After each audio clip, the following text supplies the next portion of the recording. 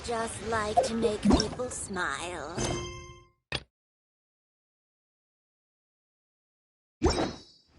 Ho there! Come!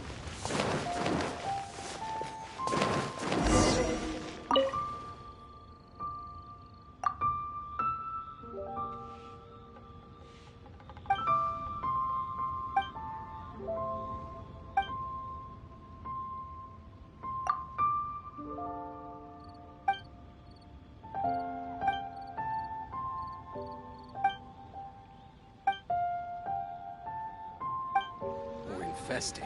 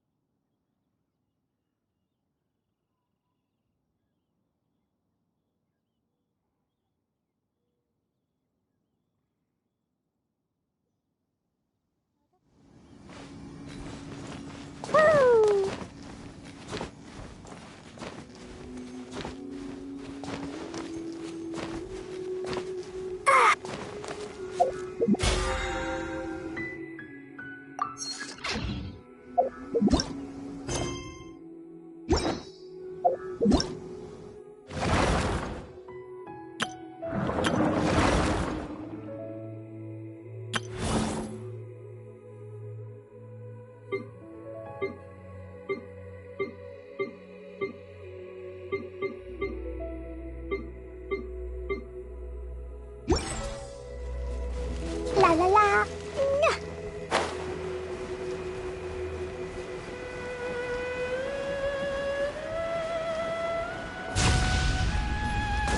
Da da da.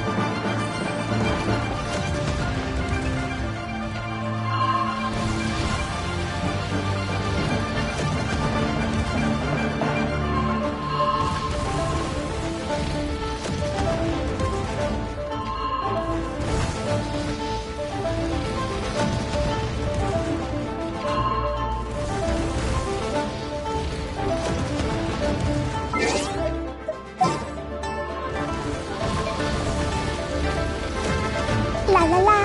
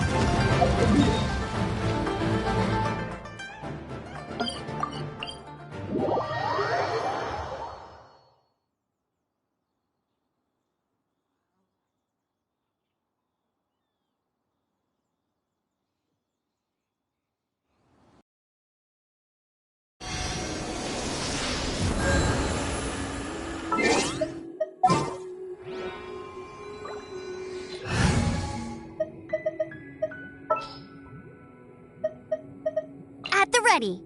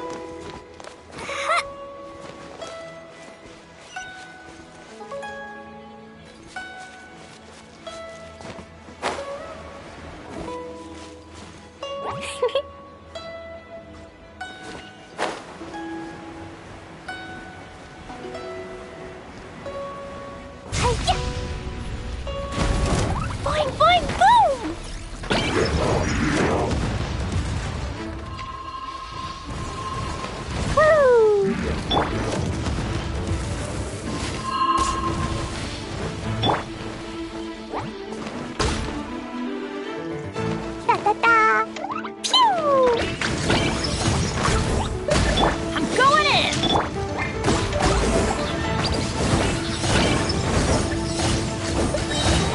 run all up. Yeah.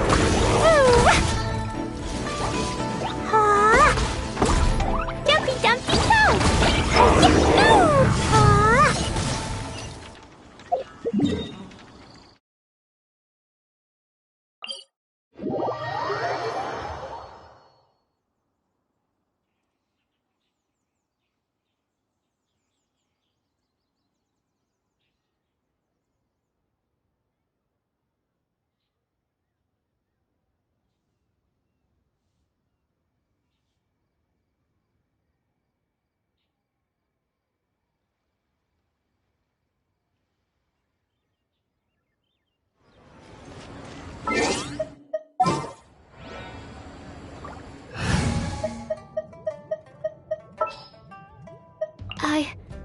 I can do.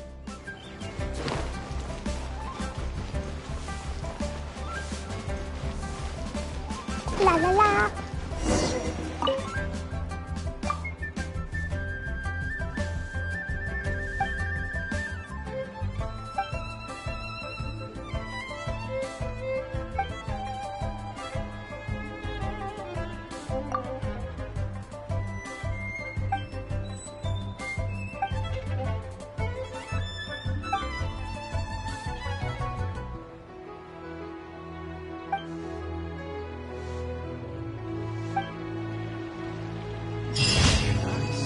This money. Ha! Adventurer! Think you can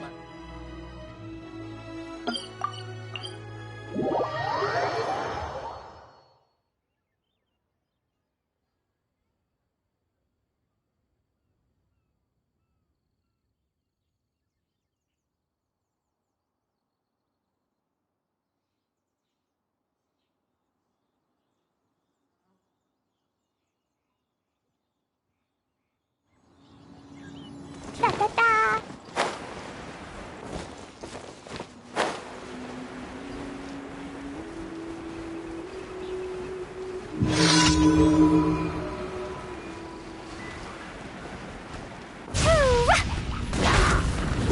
Boing, boing. Jumpy, jumpy, go.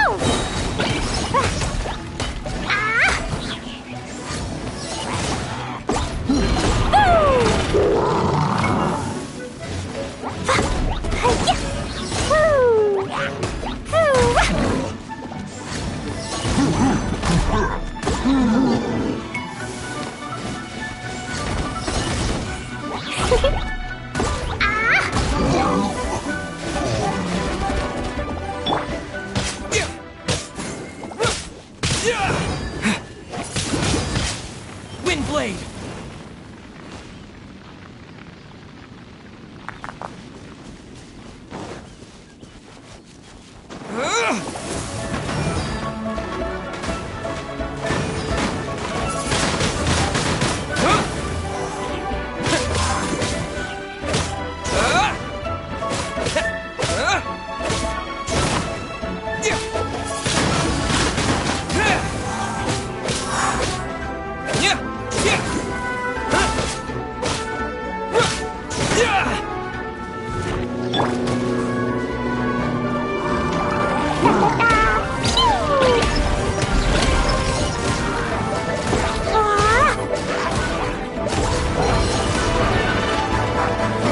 La la la.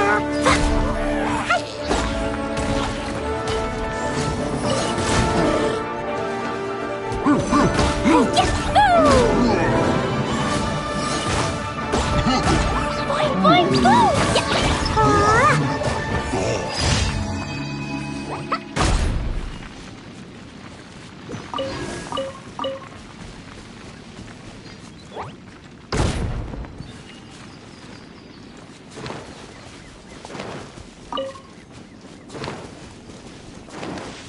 Woo. La la la.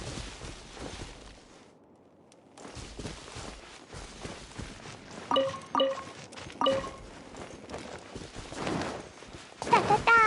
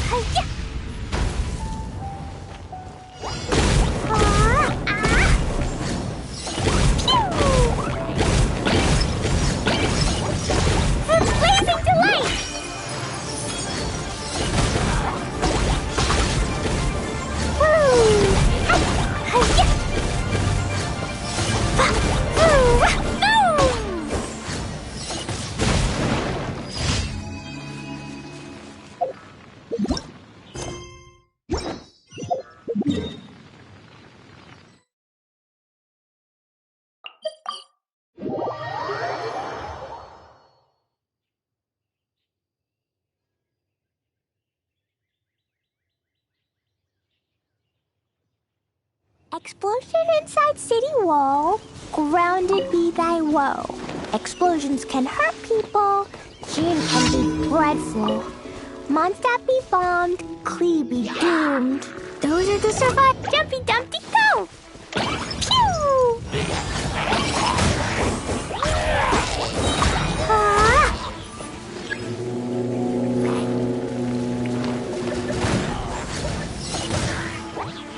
Hi-ya! Woo! Ah! Yeah!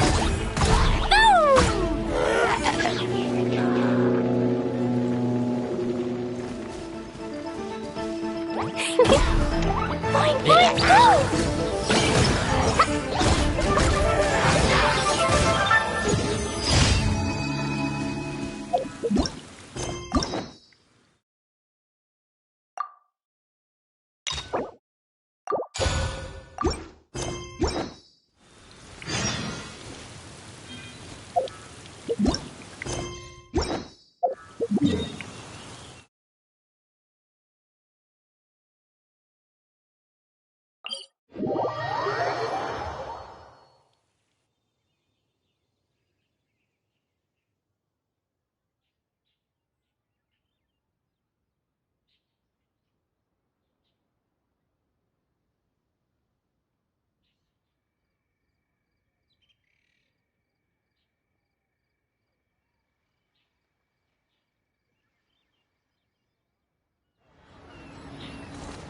Da, da, da.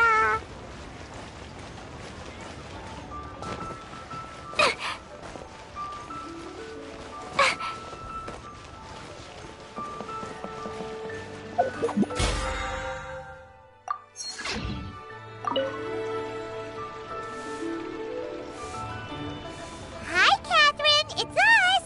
Any new commissions? As a matter of fact, there's one that looks perfect for you two. Uncle Dai is one of the foremen at Huishan Hall over in Liyue Harbor. He's hoping the Adventurers Guild can spare some manpower. What is it we have to do exactly? I believe you'll be looking for workers. Ooh, looking for people? Awesome! We're good at that! I have no reason to doubt your abilities. I'm sure the details can be worked out face to face. If you're willing to accept this commission, head over to the dock and talk to Uncle Dai.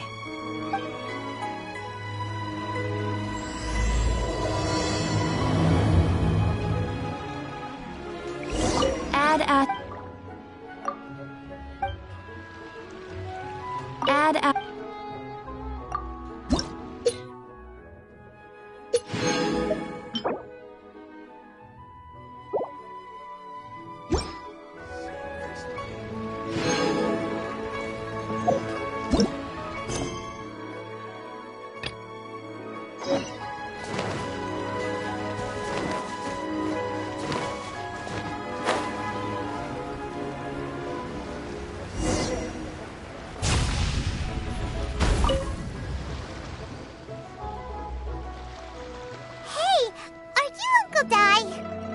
I am indeed. Ah, now then. You must be the adventurers assigned by the guild. Huh? How could you tell? By the clothes on your back and the look on your face. Experienced adventurers at that, I'll wager. Right again! You're pretty perceptive! In this trade, you need a sharp eye for people, not just rocks. Uncle Dai can see what you're made of from a long way off. Alright, my assistant should be arriving soon, so let's just wait here a moment. Woo-woo! That's why we're here! Now there's someone else taking a cut? Well, to tell you the truth, this is a very difficult matter. Too much for adventurers alone to handle life here. So there is someone else! Do you think we're not up to the job? It just occurred to me that you don't have all the facts. The incident in question happened in a mine, and it's a little out of the ordinary, to say the least. Mines are dangerous places, as I'm sure you're aware. As such, I've enlisted an industry expert to cover all contingencies. Last time I checked, adventurers weren't experts in ore appraisal or geological analysis. With a professional by your side, everything should run smoothly. Besides, This guy's the best in his field. No matter the rock, he'll tell you its value to the nearest mora at a glance. I'd go as far to say that there's not a soul on Teyvat that knows rocks better than him. I'd be a fool to not enlist an expert of his caliber. You're a fool if you think you found Teyvat's #1 rock expert. Oh? And why might that be? Because Teyvat's #1 rock expert happens to be a friend of ours.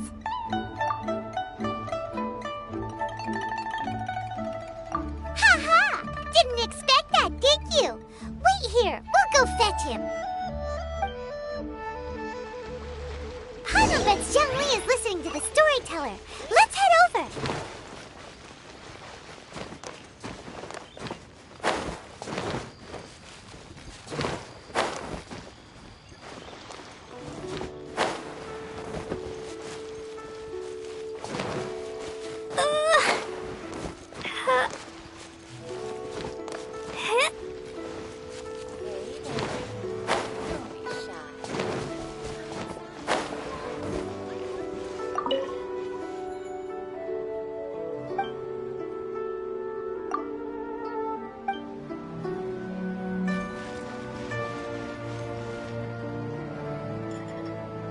In our last tale, Rex Lapis.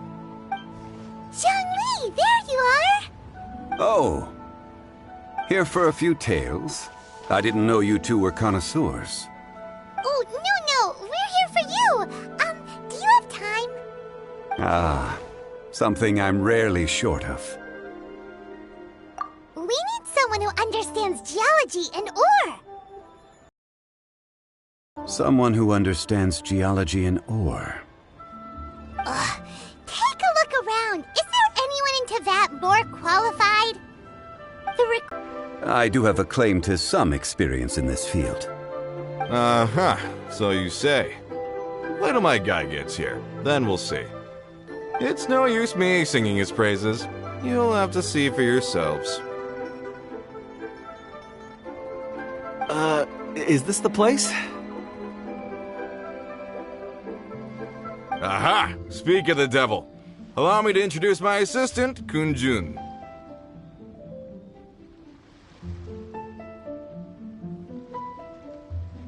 Young Kun, these are 2 adventurers assigned to us. And as for this gentleman... Huh? Wangsheng Funeral Parlor's consultant. Mr. Zhongli. I've heard about you. They say you're a man of great knowledge and many talents. I had no idea I'd be meeting you in person today. I'm sure I recognize you. Have we met at the parlor? Wait, I've never been to the parlor. Uncle Dai, aren't you gonna test them? Huh?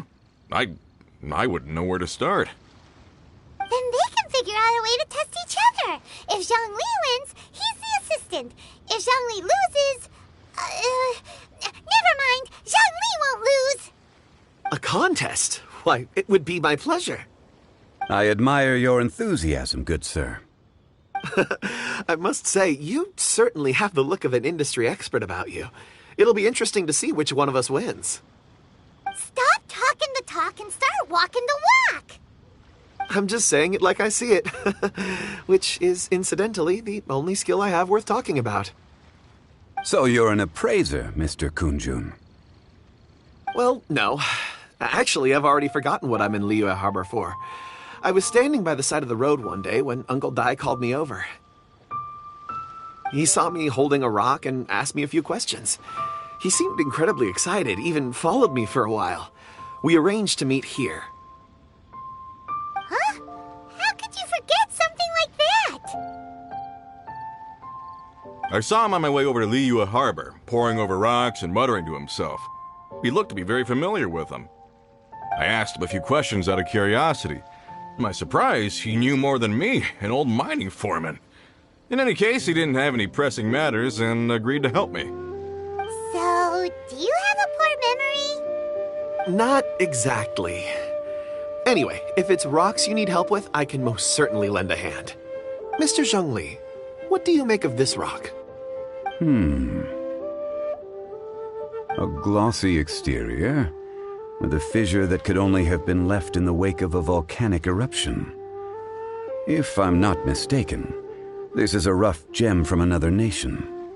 Ah, a keen eye. It's no ordinary rough gem.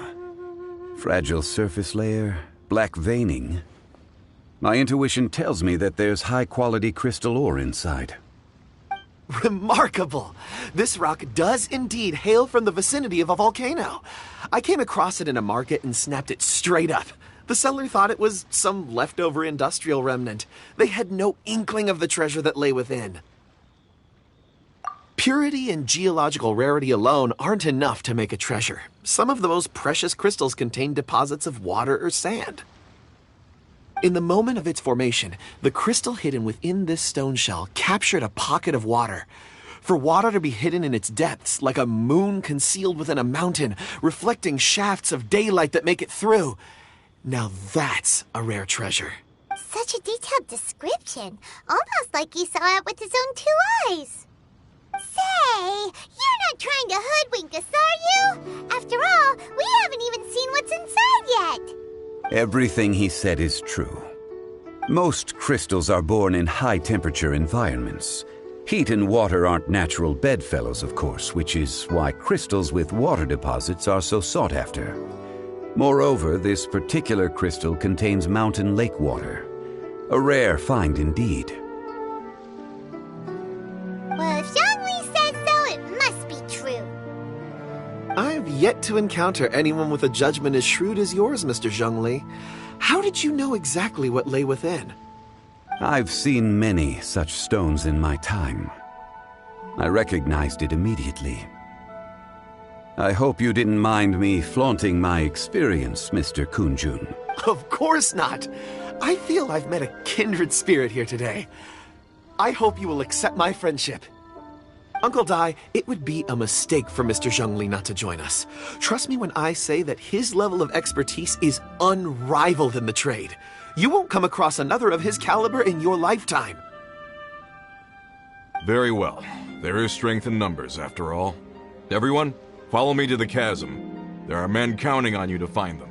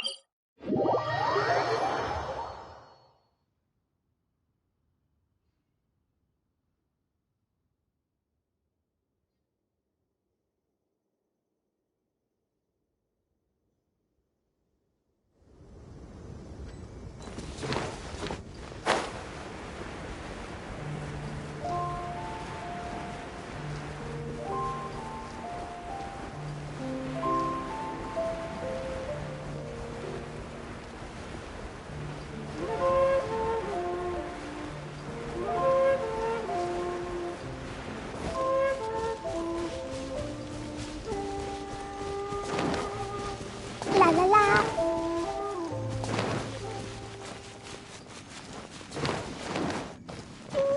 Woo.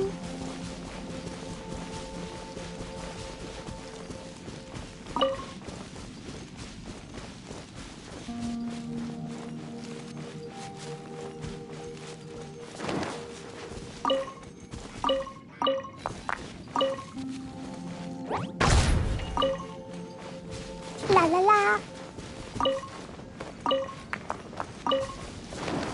Woo.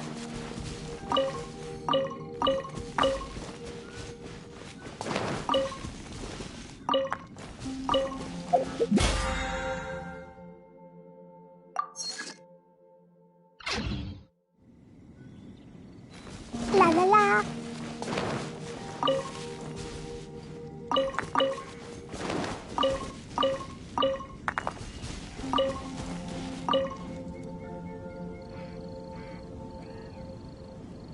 Whoa, this mine is huge. This is where the incident occurred. 6 days ago, a group of us left the site to attend to other matters. When we returned, the 4 men we'd left behind had vanished. I led a team around the entire mine, but found no trace. That's when I decided to enlist help. So 4 miners have disappeared. Yes, there were 10 of us. We lost Long, Bold Sen, Brave Sen, and Mao. I worked with all of them. Workers in this trade are usually young men in the prime of their lives. Could it be that the 4 of them left for another mine? Unlikely. There's no other lodging for miles around, and we didn't pass any other mines on the way over. Huh. Such a huge mine. Did you really manage to explore every corner? Underground, overground, we left no stone unturned. We tried everything short of digging further into the earth itself. How could 4 sturdy young men just vanish into the bedrock? We'll need to explore the site ourselves before extracting any conclusions. Very well.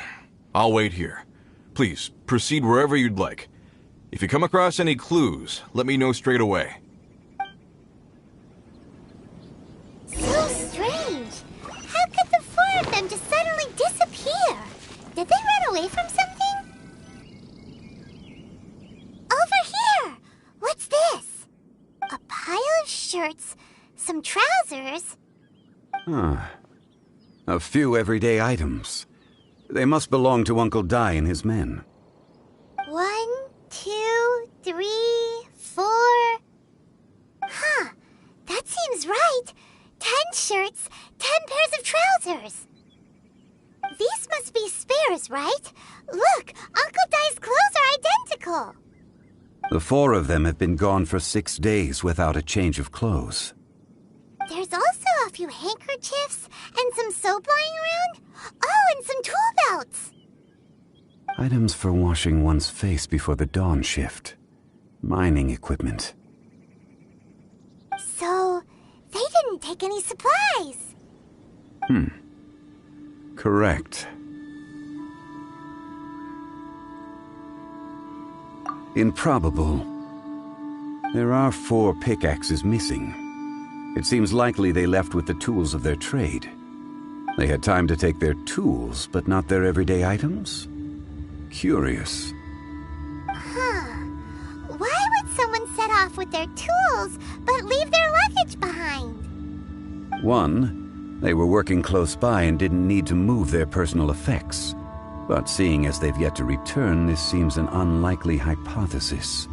Or 2, they were forced to leave and had no time to think about their supplies. Oh.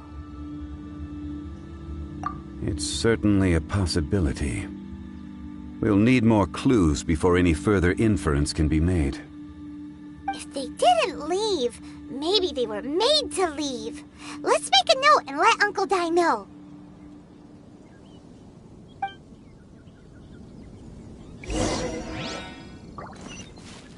Let's look around first and see if we can find any clues.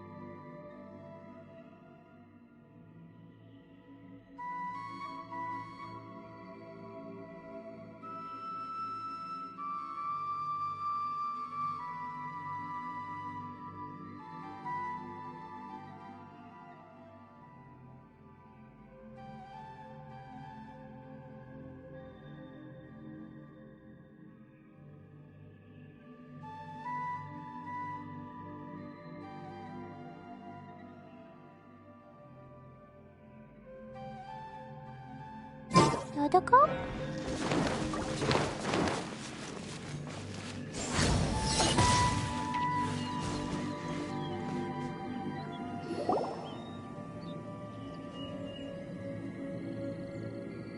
Kunjun, what do you have there? Oh, right on time. Did you find anything? There's a chunk of ore here. Perhaps there are clues within. Or, what does it have to do with the disappearance?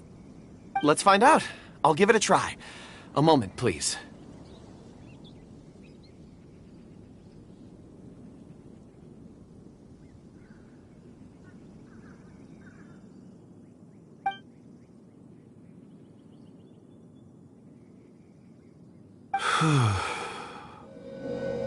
Okay.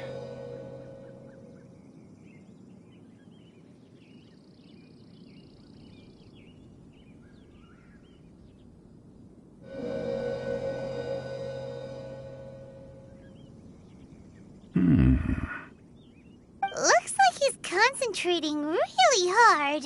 What's he up to? I see 4 men following someone out of the mine. It looks like a child. A child? What's a child doing in a mine? I'm not sure.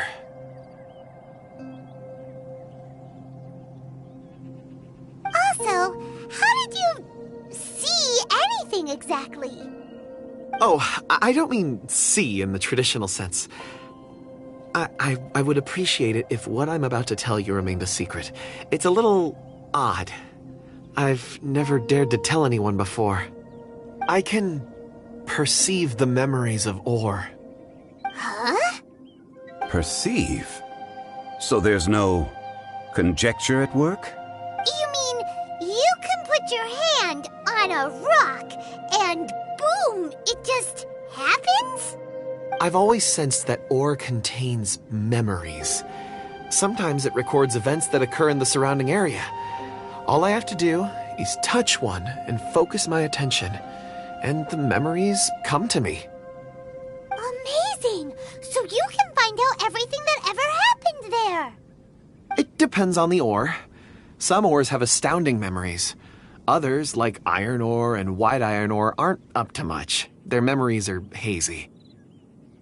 Core lapis and crystal memories are much stronger. They record more events and in greater detail. Stone seeing. Fascinating. A rare ability indeed. It was prudent of Uncle Dai to recruit you, Mr. Kunjun. I'm glad I can be of assistance. Based on what I saw, I believe they followed this path. This will take us north, away from the mine. North. Another clue for Uncle Dai. Let's make a note of it.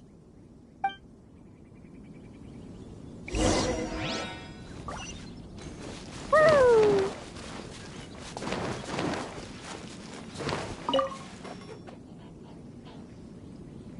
Excuse me, sir.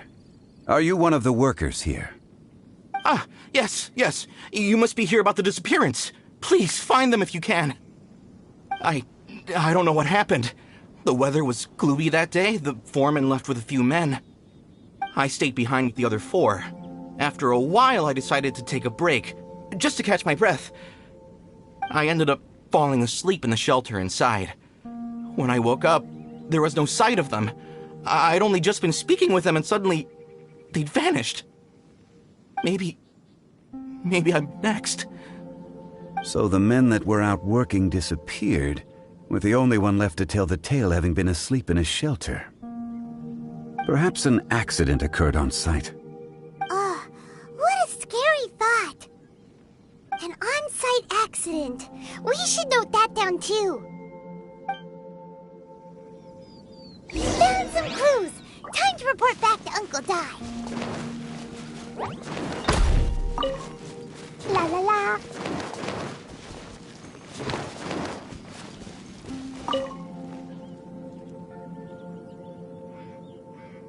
You're back. How are the investigations going? We found 3 clues in the vicinity. First, there are 4 missing pickaxes, yet everyday items are still in their place. This suggests that your men didn't leave of their own accord, but were forced to. Forced to? But who would kidnap miners? Who indeed? Second, there were 5 workers at the mine. One of them left the site to take respite. When he awoke, his colleagues had disappeared without a trace. Those who kept working all disappeared. The one who left early emerged safe and sound. It would appear that the incident occurred on site. Now that you mention it, I recall Bravo saying that he took a break. Could someone have entered the site and simply walked away with them? This leads me to my third point. Mr. Kun-jun here made good use of his, expert techniques to arrive at a conclusion. It was a child that took your men away. A child? But there are no settlements here for miles around. There's no way a child would have made it over to the mine. Unlikely as it sounds, that's our conclusion. Your men were following a child. Where did they go? We believe that they followed the road north, away from the mine and toward the ruins. North? Right. I'll rally my men and head in pursuit. You've been invaluable to the investigation, but leave the legwork to us. If we set off now and make haste, we might be able to catch them. Not so fast. The incident occurred 6 days ago. Even if they set out on foot, they will have covered a lot of ground by now. You're right. New plan. I'll lead my search party over to the settlements further out and make some inquiries. There are only a few settlements around here with lodging for the night. We'll go investigate and see if we can come up with anything. In the meantime, you could keep looking for clues. If we don't see each other, let's reconvene at Wangshu Inn tomorrow evening. Agreed. All right. Me and my men will get going.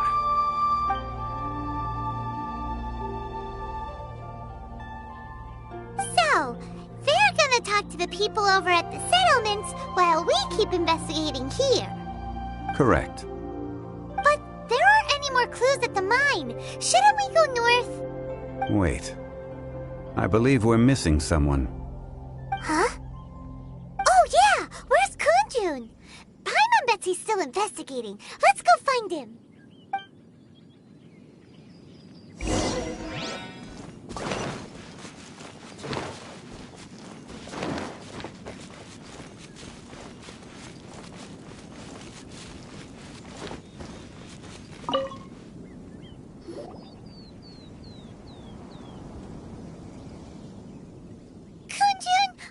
Searching for?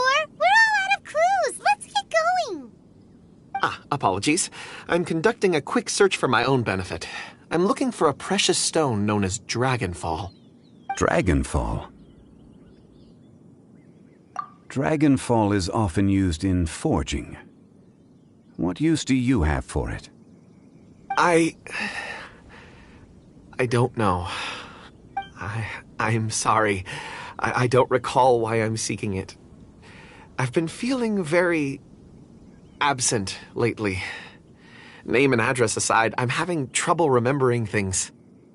In fact, I've been feeling extremely anxious, as if there's something I've forgotten to finish. It's an unpleasant sensation. Oh, Paimon knows that feeling. When you know you've forgotten something, but you can't remember exactly what it is. I don't even know where to start with it. I've been aimlessly wandering. That day at the market, I overheard a conversation while I was buying something. They mentioned Dragonfall. It sounded so familiar to me, as if whatever it was I had to do was linked to that stone. So, I decided to look for some. Perhaps if I can retrieve some, I'll remember what it is I have to do. I see. If I am able to during our endeavor, I will help you look for this stone. Really? Oh, thank you, Mr. Zhengli. You're too kind. Think nothing of it. Shouldn't we get going? Heading north from the chasm, we'll reach Lingju Pass. If this is indeed the path they chose, there will be traces. Great! Let's have a look.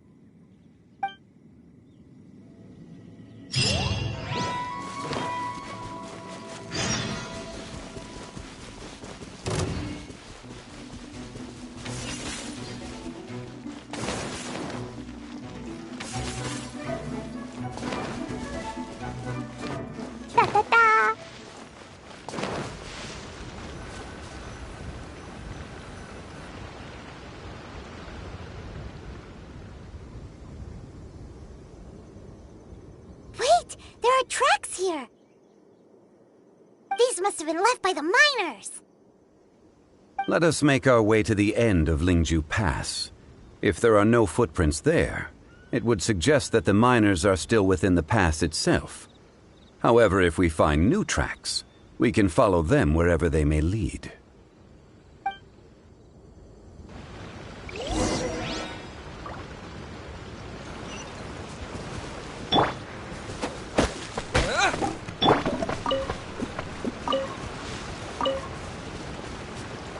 La la la.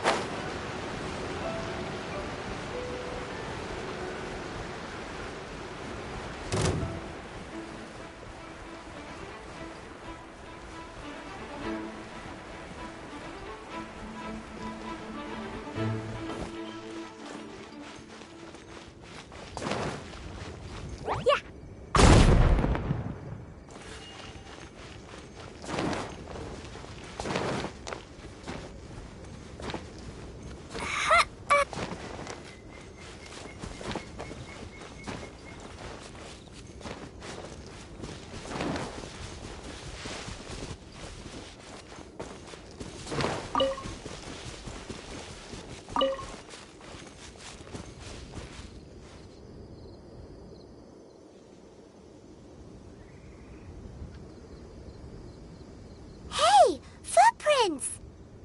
It would appear that they made their way through Lingju Pass and kept moving.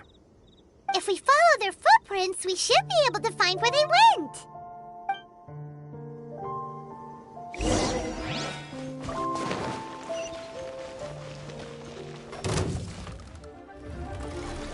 Da da da. Hi-ya! Oh no! The footprints end here! We should inquire with anyone nearby. If the miners came through here, they may well have seen them.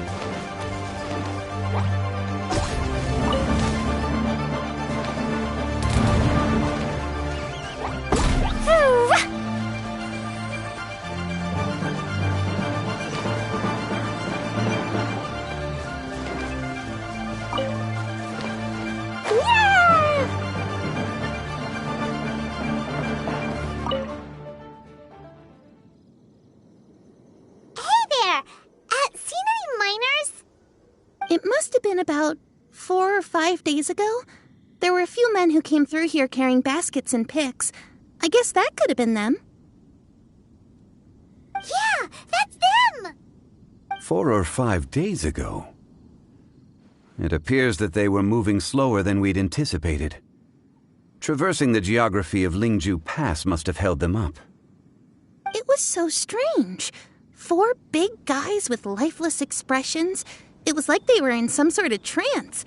And there was a child staggering in front of them. Huh. This child. Did you see what they look like? I caught a glimpse. Blue hair, short. I think it was a girl. She wasn't smiling. In fact, she looked very serious.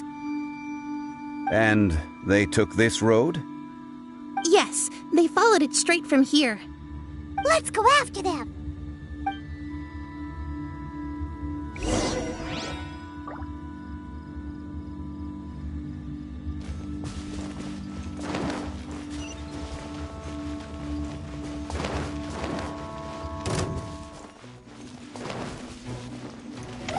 Say this quickly!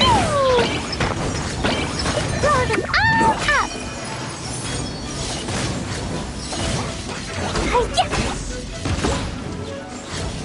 Stay right there.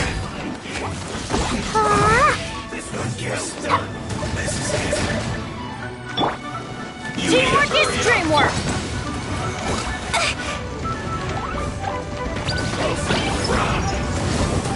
Isn't time for a break here.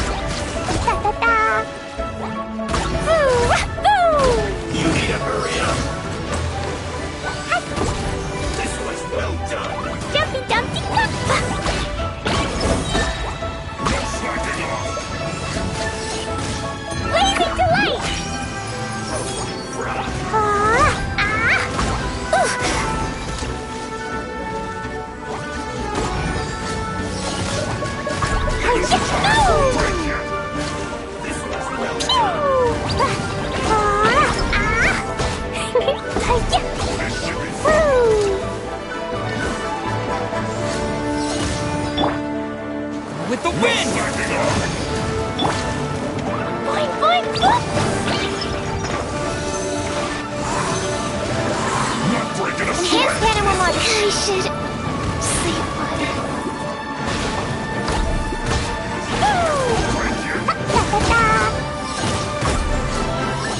My duty.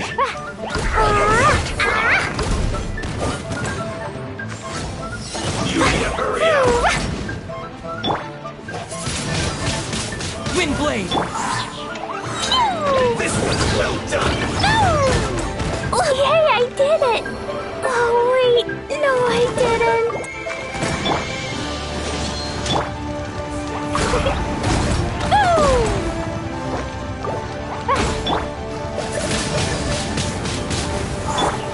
You need to hurry up! This one's well done!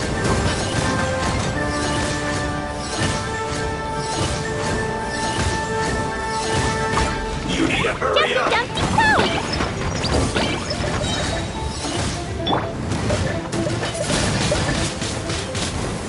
Disappear! You need to hurry up! Roast and fry!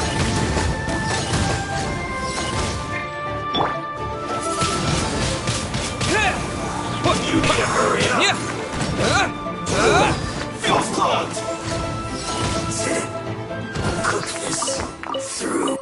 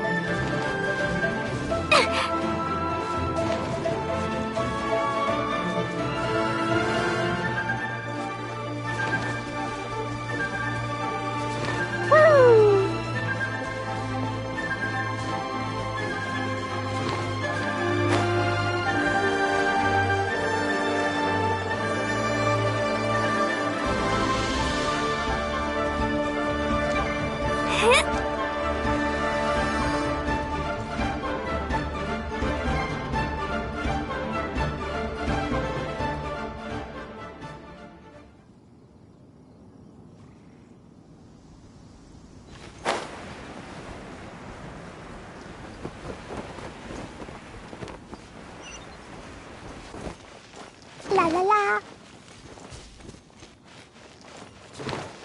More footprints. There's a person over there. Help! Please save me! Is that one of the people we're looking for? Oh, rescue first. Ask questions later.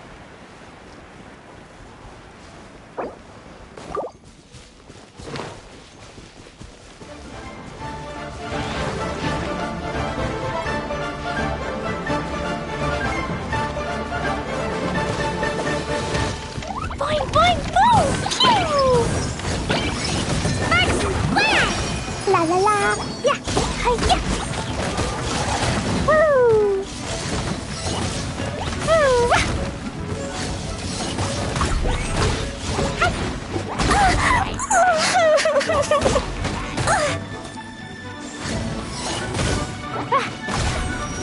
Dumpy Dumpty Go!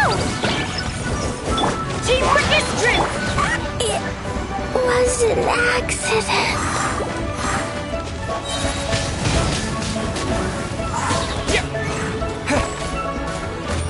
With the wind!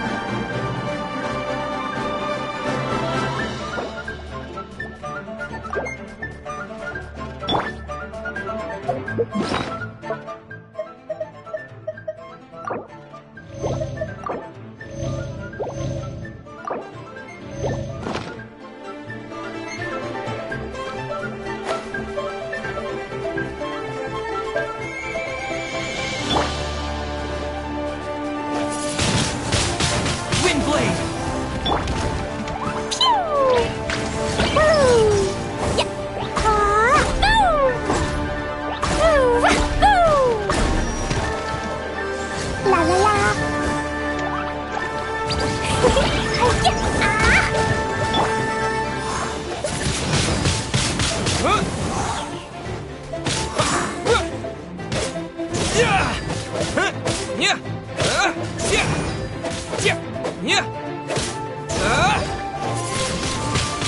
Windblade!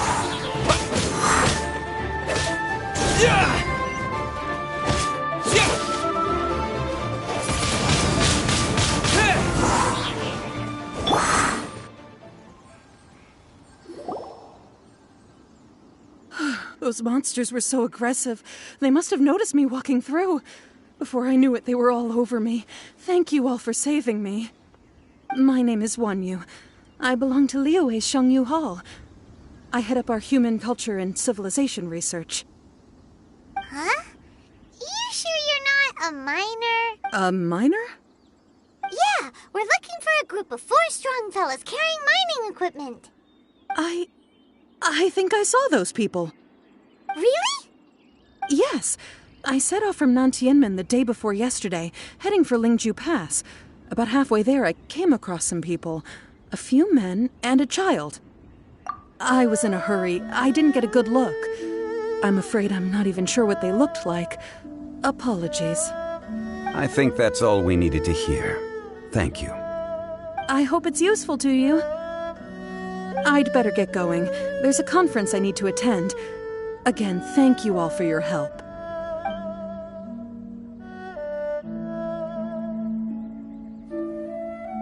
According to this scholar, the miners were heading for Nantianmen. Can we be absolutely sure that it was the men that we're looking for? A child with a group of adults. Sounds pretty close to Paimon. But... Hey, perhaps that rock over there can tell us more. Aha! Paimon nearly forgot about our secret weapon. It looks promising. I'll do my best.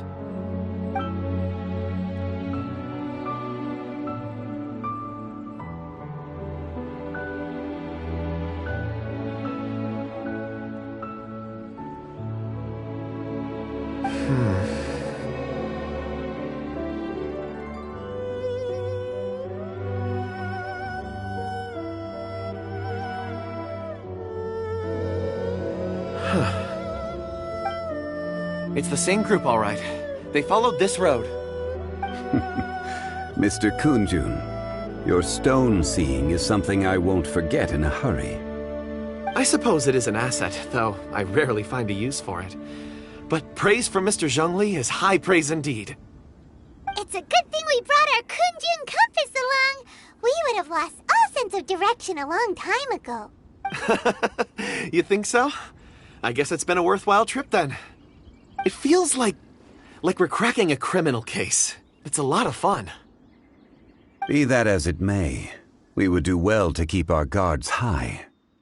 4 fully grown men in a trance-like state, walking ceaselessly day and night, over hills and mountains, led by a child.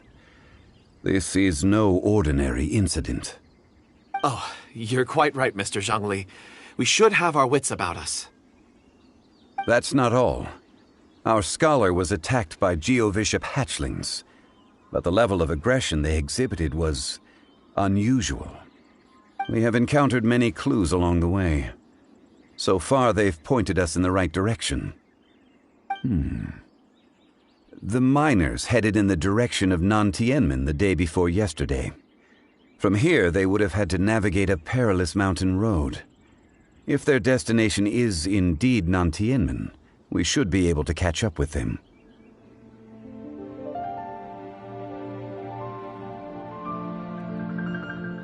Great! No time to I left a mark in the vicinity just now. If Uncle Dai does pass through here, it should guide him to us. Clever thinking! A classic Zhongli move!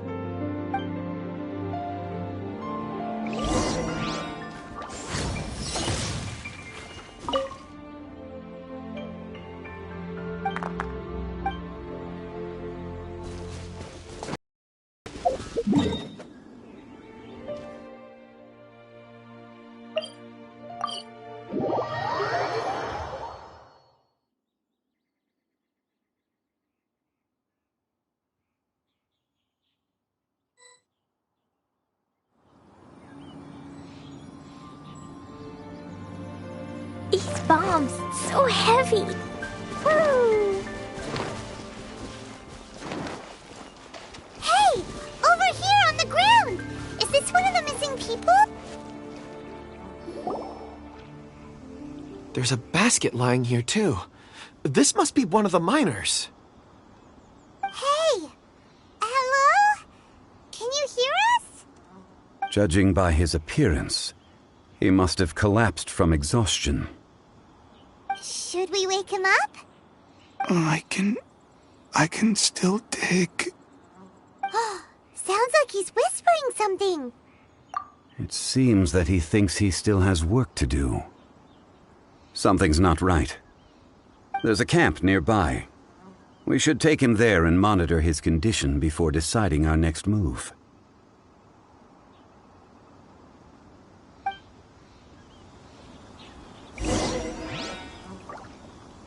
La la la. Woo! La la la.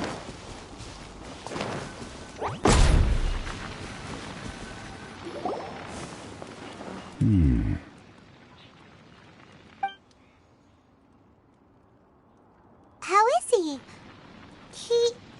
He won't die, right? He's worked himself into a stupor. Thankfully, he's not in serious danger. Paimon heard him talking about digging for something. Did he dig himself into this state? It's certainly a possibility. It looks like there's something in his pocket. Are these ore fragments?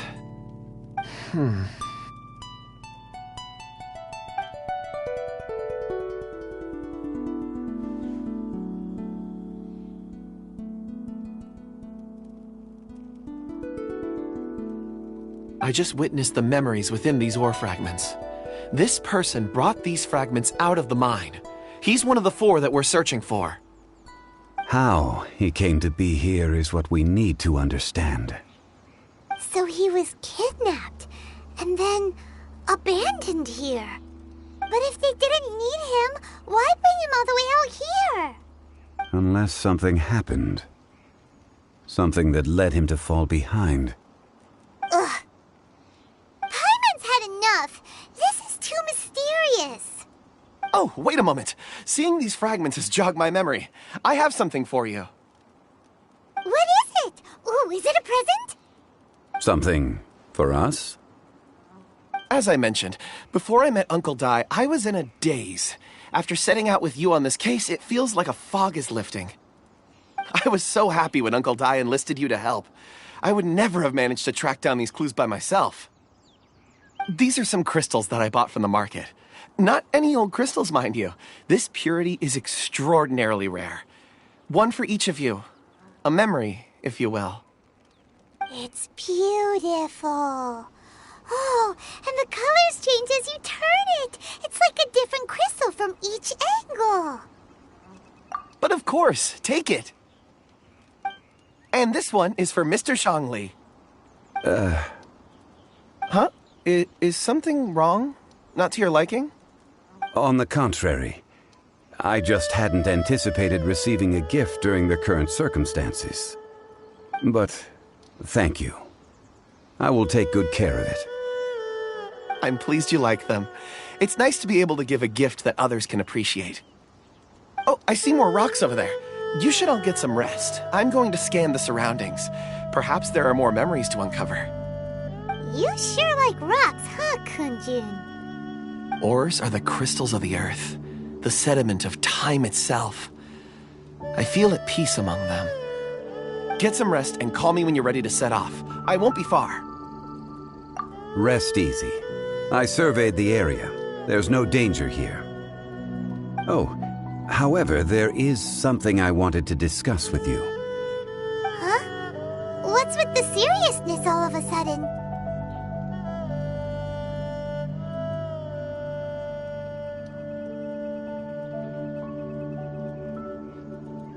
Traveler, does Dragonfall mean anything to you? You mean the ore that Kunjun's looking for? What's so special about it? Dragonfall is an incredibly rare ore used in forging.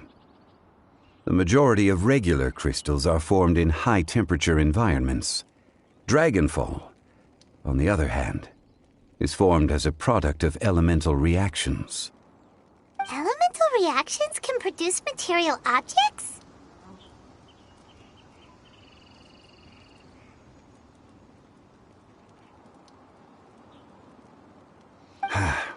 Indeed they can. However, only a minority can survive for long periods of time. Dragonfall first emerged in the midst of a great battle, thousands of years ago. Powerful clashes of elemental energy gave birth to elemental crystals. When the fighting ceased, these geological remnants were miraculously preserved. And yet they are crystal creations all the same. Few and far between, relatively unknown. A few hundred years ago, they were virtually mined into obscurity. Why is it then that a citizen of Liyue now wishes to strike upon ore that has long since vanished from the earth? Yeah, if he knows of its existence, surely he knows all of it's already been mined. Weird. Paimon doesn't get it. There are those in the mining trade who retain a keen interest in Dragonfall. But for someone like Mr. Kunjun, whose motivations for seeking it are unclear even unto himself, it's practically unheard of. Ulterior motives? Is he a villain?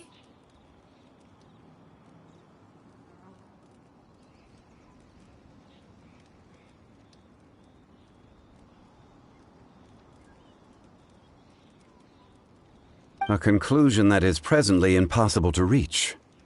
We must watch and wait.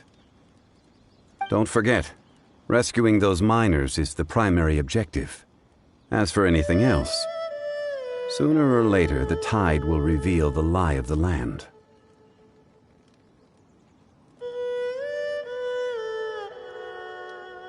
We're drawing closer to our goal.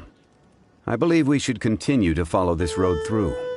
Now that we've found one, the others won't be far away. When you're well rested, call Mr. Kunjun over to us. We still have more investigation ahead. We should ensure this miner is settled here at the camp.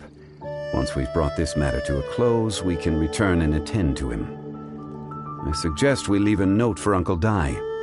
If he does find the camp, he'll know what to do.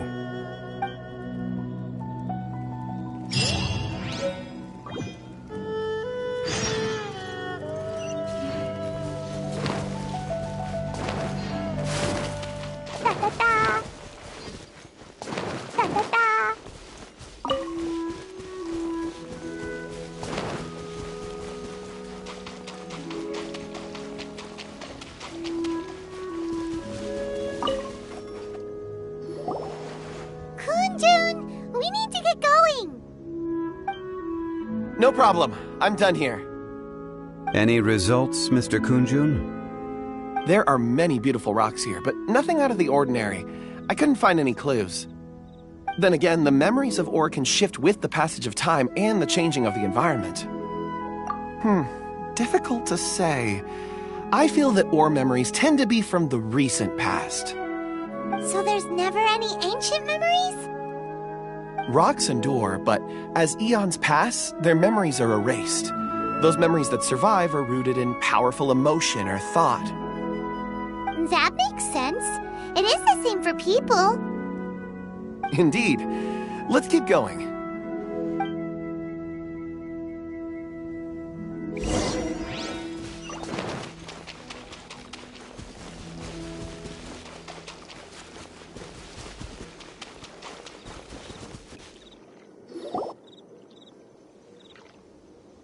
Wow. Such an immense tree. And there's so many mysterious-looking crystals up there, too.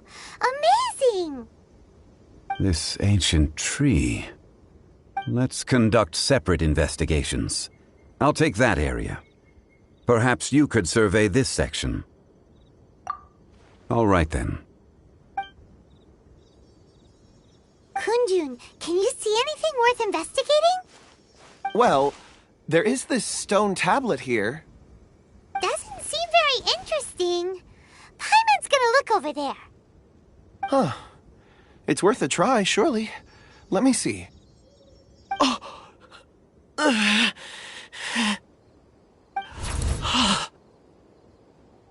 This is...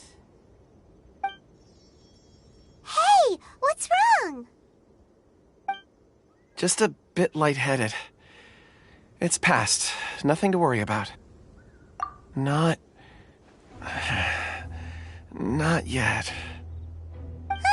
Whatever. Paimon's going to investigate over there.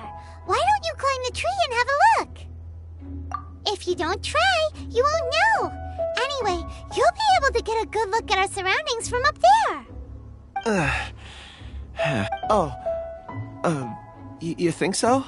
When has Paimon ever come up with a bad idea, Wait a minute. Paimon can fly. All right, Paimon will go. You wait here. Paimon will... All of you, come here. Huh? Zhongli's voice came from behind the tree. Did he find another clue? Quick, let's go see. Maybe he found another miner.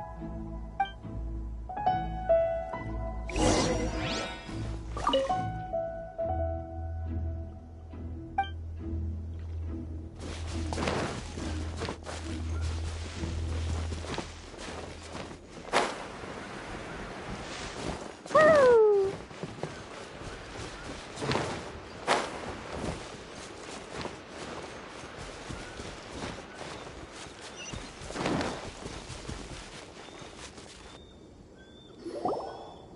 This has been newly dug.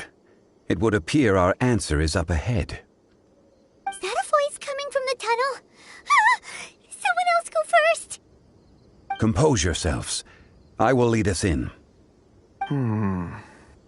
There is an unusual presence emanating from inside the tunnel. Prepare yourselves and tread lightly.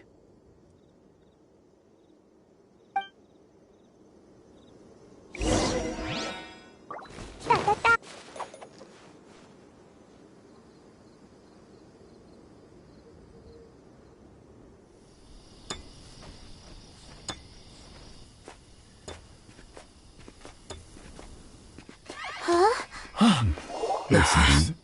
The missing miners are here. What are they digging for?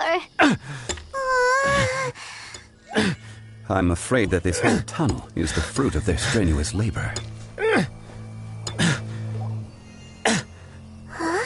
That gate. Has it been there all along? Digging a tunnel to this ancient seal. Had they not been discovered, they would undoubtedly persevere until the gate.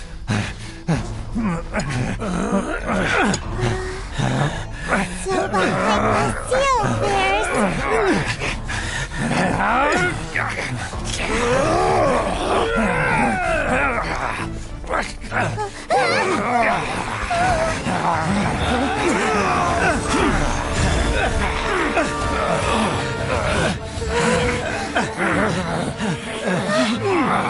What do we do? We can't hurt them.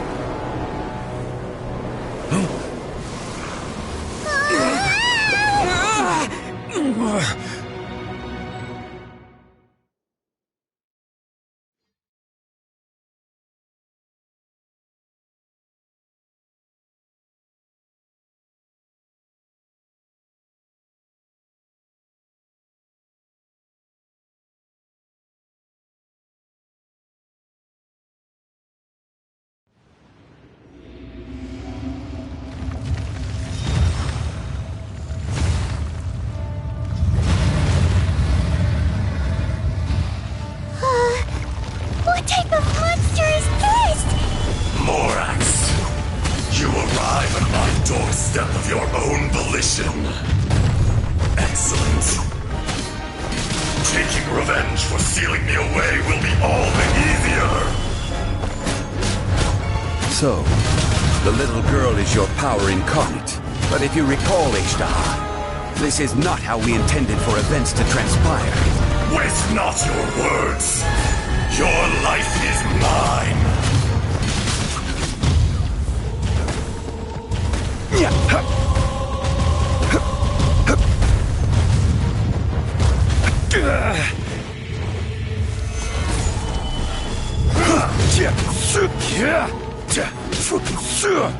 Everybody stand!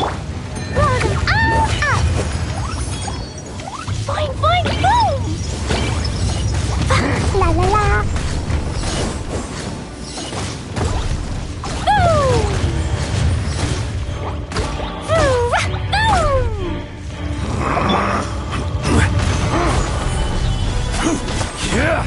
Shifting sands, no, not the mountains permanence.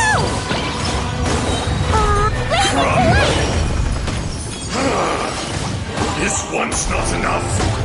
You would forsake me again? If that is what you choose to believe, so be it. He who bears the weight of memory is destined to shoulder the burden of truth, as it ought to be.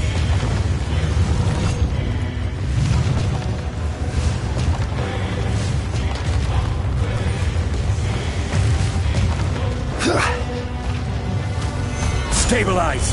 I will have order! Pew! Jumpy, jumpy, go! La la la! Yeah! Boom! Teamwork is drip! Fisher! Da da da! Boo! Boo! Yeah! Rise! Fine, fine, go! Morax! You think you can destroy me?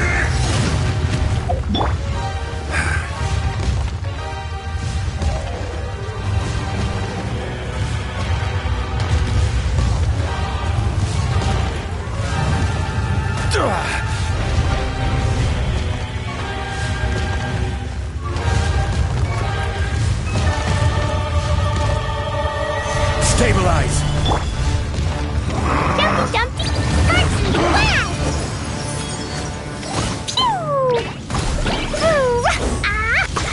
Yeah!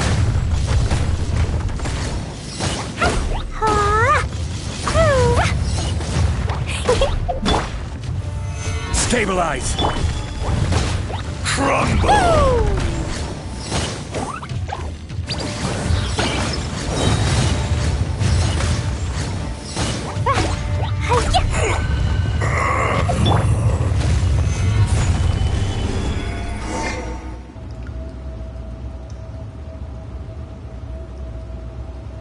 Morax, 1,000 years after you sealed me underground, you return for the second time.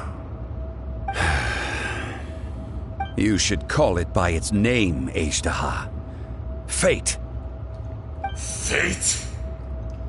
Fate? So here lies the wisdom of the gods. Destroy all deemed redundant. Enlist tyrants to ravage the wilderness. No. You have forgotten. That voice! Ashtaha. Huh? Kunjun? Morax, it's been a while. You're... Ashtaha. The very same. During the battle, you imbued us with your power. Yes, it was all I could manage. Forgive me for concealing the truth, traveler. There were things that only became clear to me upon reaching this tree. Allow me to elaborate. I am not Ashtaha the whole, but a fragment.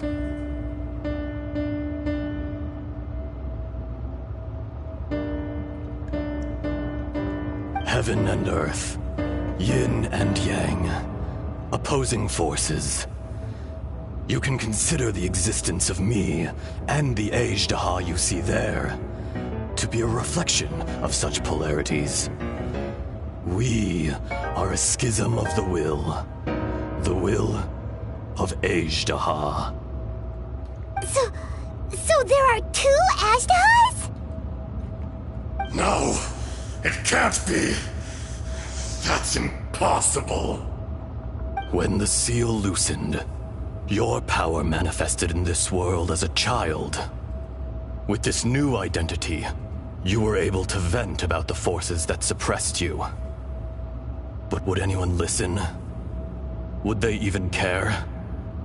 That's when it occurred to you.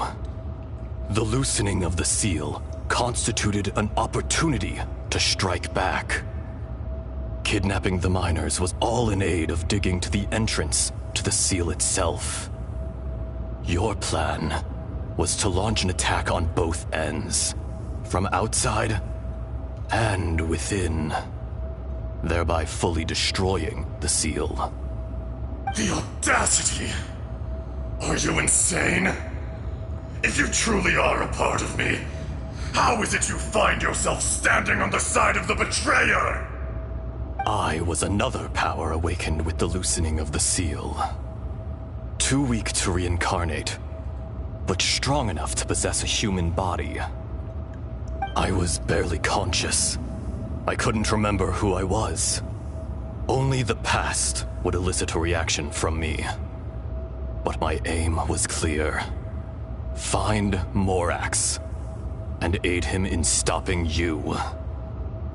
I had sensed that something was amiss when you mentioned Dragonfall.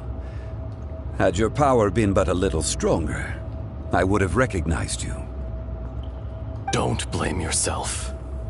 I have changed beyond all recognition. Only when I touched the stone tablet did I truly remember. It's been so long.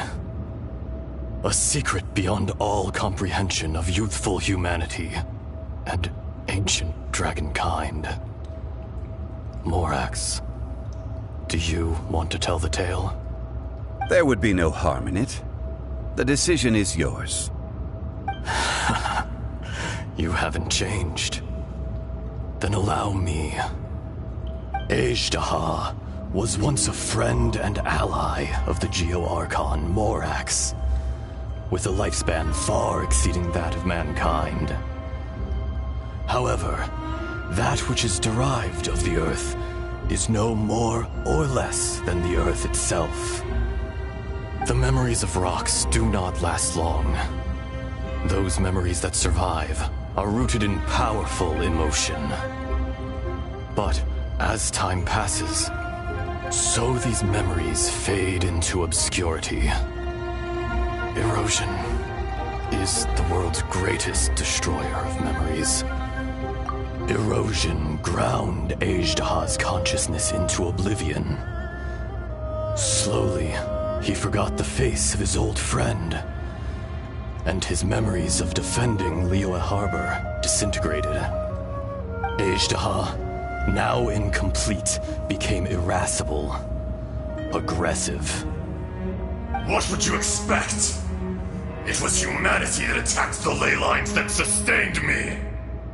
This much is true. Which is why you attacked the chasm. Why you waged war against Morax. In the beginning, in order to open up new territory and increase production, the citizens of Liyue came to the mountains to mine. Overexploitation caused the ley lines to quake, which brought untold suffering to us. Erosion made us even more savage. No matter how we struggled, we lost the ability to coexist with humanity. We lost all reason. Morax shared with us some of his power to prevent further erosion.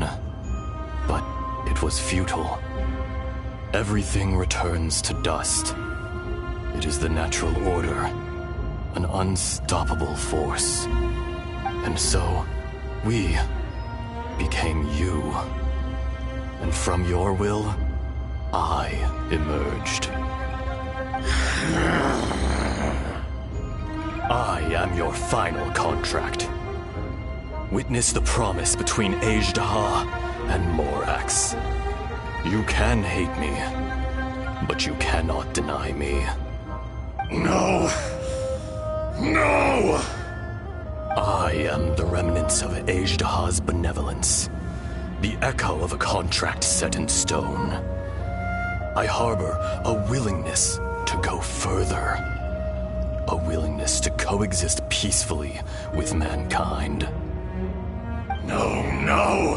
This is I, Ajdaha, forged of elemental crystal, bearer of the weight and memories of the earth, older than the mountains and the oceans that decides. I will not swear allegiance to this insect. Morax is not an insect. A lord over insects is nothing but an insect in turn. You forgot yourself. Nobody held Morax in higher regard than you or I. That which you have forgotten, I hold here in my heart.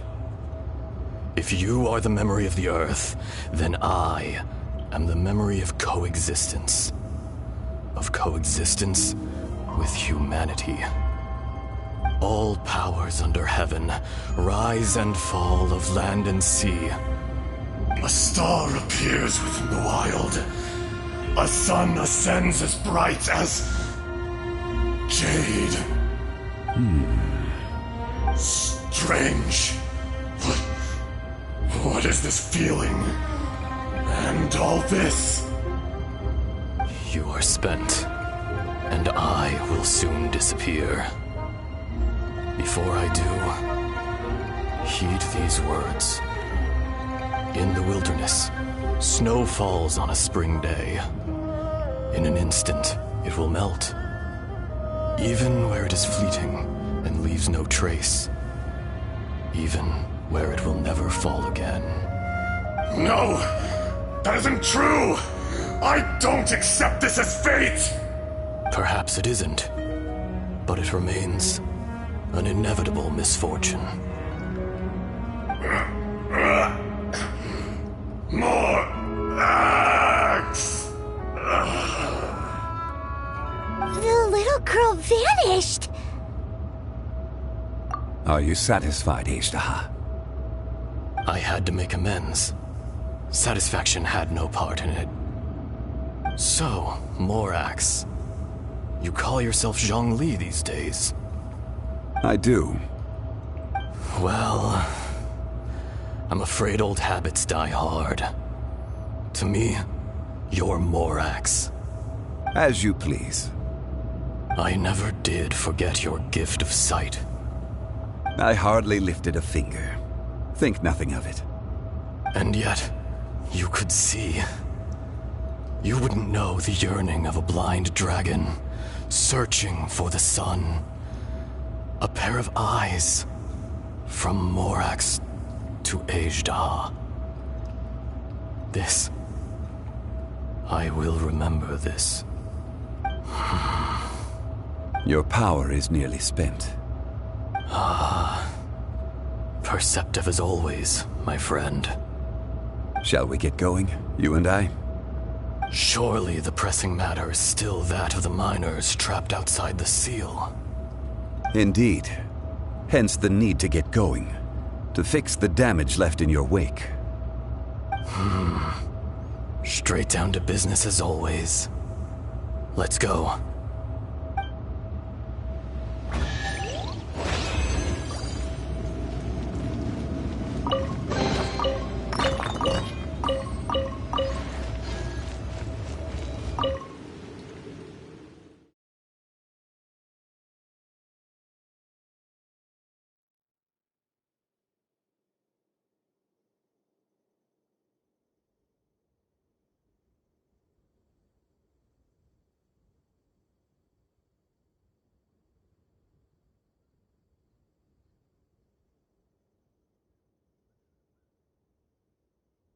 Huh?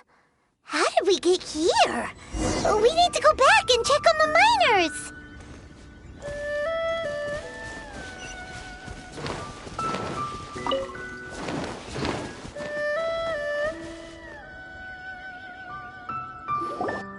So there you are.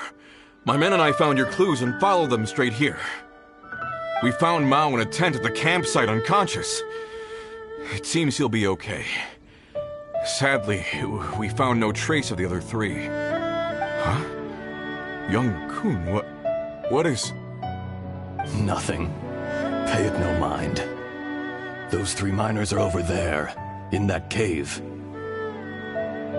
Cave? What happened? They're exhausted, but not in danger. Don't worry. Right. Well, thank you, all of you. I better go and see how they're doing. So you're taking them back to Liyue Harbor? That's right. Can I come with you? No problem. You rescued my men. I'll be happy to assist all of you in any way I can. I'll be back soon. I need to assess their condition. Kunjun, we should be calling you Ezda. You're coming back to Liyue Harbor too, right? Not I. Merely this body. Once I'm gone, the true owner will accompany the miners back to Liyue. Kunjun hails from a family of famous artisans. He too will be famous in time. It would be a shame for someone of his talent to go missing. You always did have a great admiration for blacksmiths. Curious how swords and daggers are blind, yet their creators see so much. Perhaps empathy is mankind's proudest achievement after all. Ejdaha, I am no longer the Geo-Archon. I can sense it. Today I am just an ordinary citizen of Liyue. Even you met such a fate. Let's get the difficult part out of the way. I cannot guarantee that I won't be awoken a second time. No matter. If that day comes to pass, Liyue must prepare itself to face you. And how will Liyue fare without Rex Lapis? Even without a god above, this remains a nation of men. I was once their god. I ought to be here to witness their rise and fall. All life is shaped and then ground away by the endless flow of time. You were always the strongest among us. Yet, it would seem that even you have been eroded. That's unimportant. Fate is ordained by heaven. Even if our mission had already concluded, it would be cowardly not to strike out on the road of departure. You may live forever, doomed to a lonely existence. Yet, even this is temporary. When you reach the end of time, those people, those past and future relationships predetermined by fate, they will be waiting for you. I do not pretend to match your rhetoric when it comes to the subject of a life long lived. I fear that the life of an elemental being is longer than any in this world. Were it not so, you would have killed me long ago, and would not be having to face me again now. You've brought a smile to my face. When all is said and done, a reunion between old friends is an auspicious occasion. That day in the chasm. Did you hesitate? A heart of stone is a heart nonetheless. But I am the god of contracts, and was for a time a god of the people of Liyue. You chose justice, but did not forsake your kindness. You came to me not as an assassin, and so I was willingly sealed away. The movements of the Earth Dragon can tremble the earth and shake the heavens. With your abilities, even at my full strength, I struggled to confront you, let alone seal you away. Hence my inception. Do not forget that I was there with Liyue's founder. The face may have changed, but the content of the contract remains intact. Old friend, god of contracts, I hereby honor our agreement.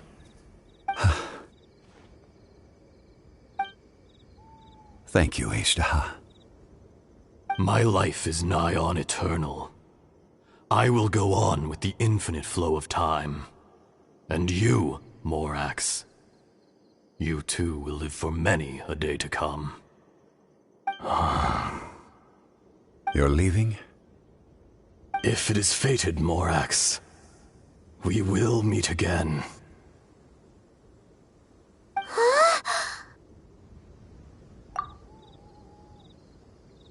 Yes. Don't be alarmed. He's only asleep. Whoa. That was so weird. It was like he suddenly became another person. In fact, we have yet to meet the real Kunjun.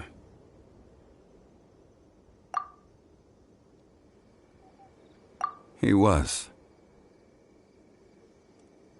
Centuries may have passed since then, but events from 1,000 years ago remain crystal clear in my mind.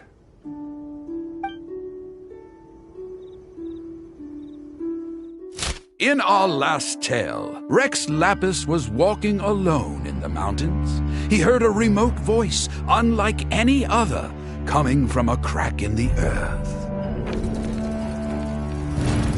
Most of the ancient geo life forms that live below Liyue are blind, having not seen the sunlight for an age.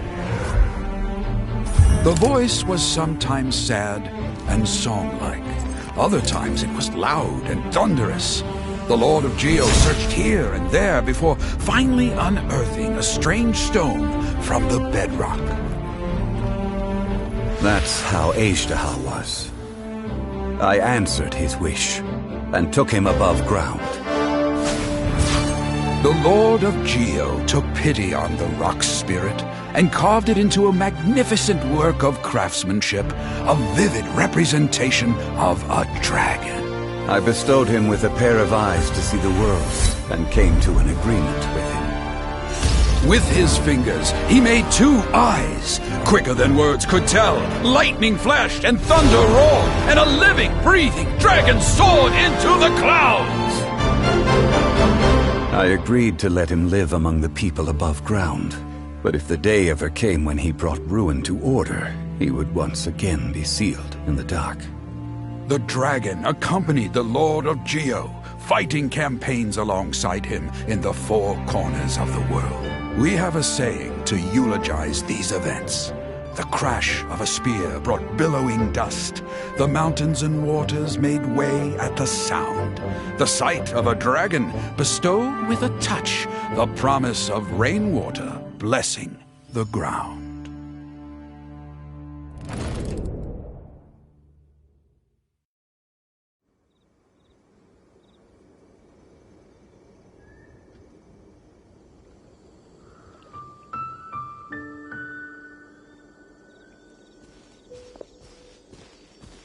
A 1,000 years ago, Ashtaha attacked the chasm. I tried to obstruct him, fighting him tooth and nail down the length and breadth of the mine. Finally, I brought him down and sealed him underground. During that battle, Dragonfall was born. Azhdaha could sense the stone. Subconsciously, he wanted to use it to find me. Despite being the victor, I could not claim to be stronger than he. And in his heart, he still retained an ounce of goodwill towards me, towards Liyue, towards life above ground. He was willing to be sealed away, but as the erosion set in, he forgot. Even I cannot avoid it, but there is something I understand better than most. When the door opens, it is time to leave. The greater the power, the greater the danger erosion may bring about. The millennia may come and go, but even a stone may tire. Personally sealing away an old friend. This is just one form of erosion I have endured. People abandon and surrender the things they love to pursue the right path. Perhaps this is the erosion imposed on me by the natural order of this world. That I was a god of mankind. My identity may change, but my eyes will bear witness to the history of humanity. You still care a lot about Liyue. Call it part of my duty. I must thank you both. No worries. Oh? About what? Oh yeah, Paimon nearly forgot. So, not long ago, we met a guy called Dane. He told us about Conria and the punishment of the gods. That's when we realized that those events were connected to the person we're searching for. Zhongli, you're a god. You've lived through thousands of years of history. Surely you experienced the incident?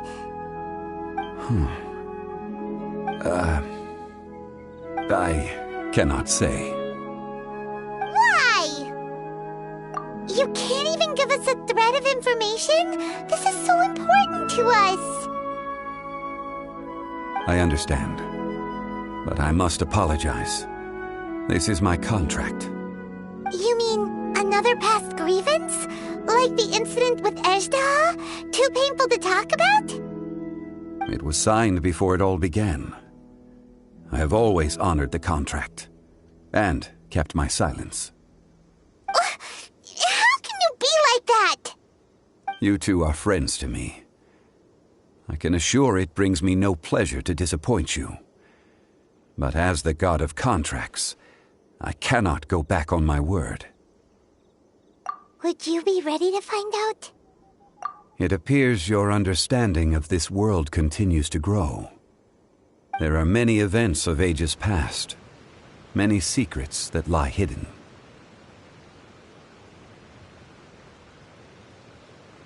They have been eroded by time, forgotten by the people, abandoned. But you are capable of finding them and bringing them into the light. Those who come to witness will witness. Those who are born to remember will remember. If you take the same road as that person, there may be more difficulties ahead. But as long as you firmly believe that you are on the right path, everything has meaning.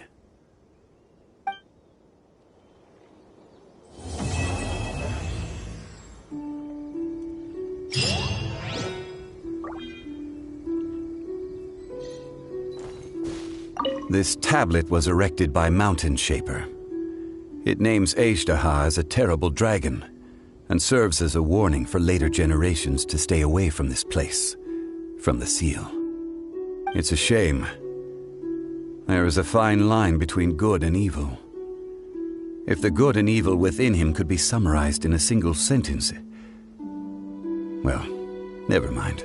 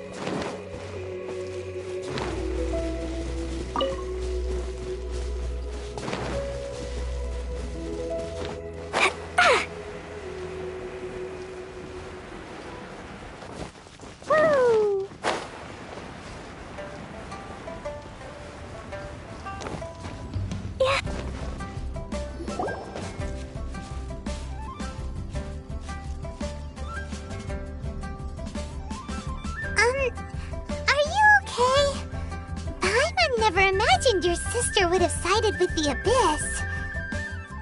Well, keep your chin up.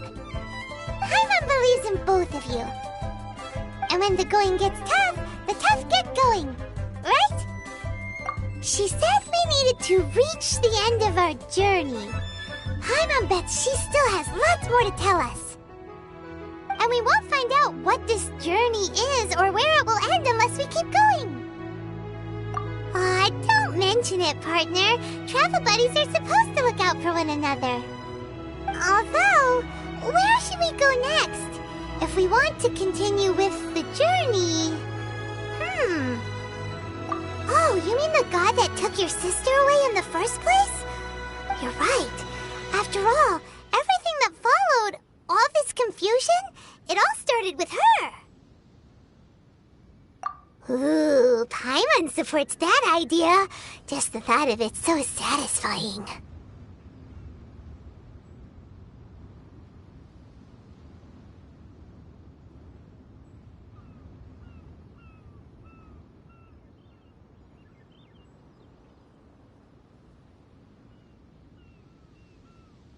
Well, we've ruled out two gods so far, the Animo and Geo Archons.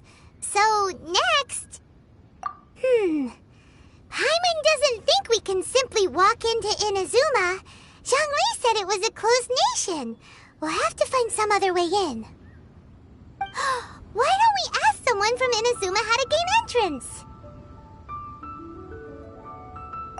Oh, Paimon's thought of someone already! Atsuko in Liyue Harbor! She's from Inazuma! Let's see what she has to say.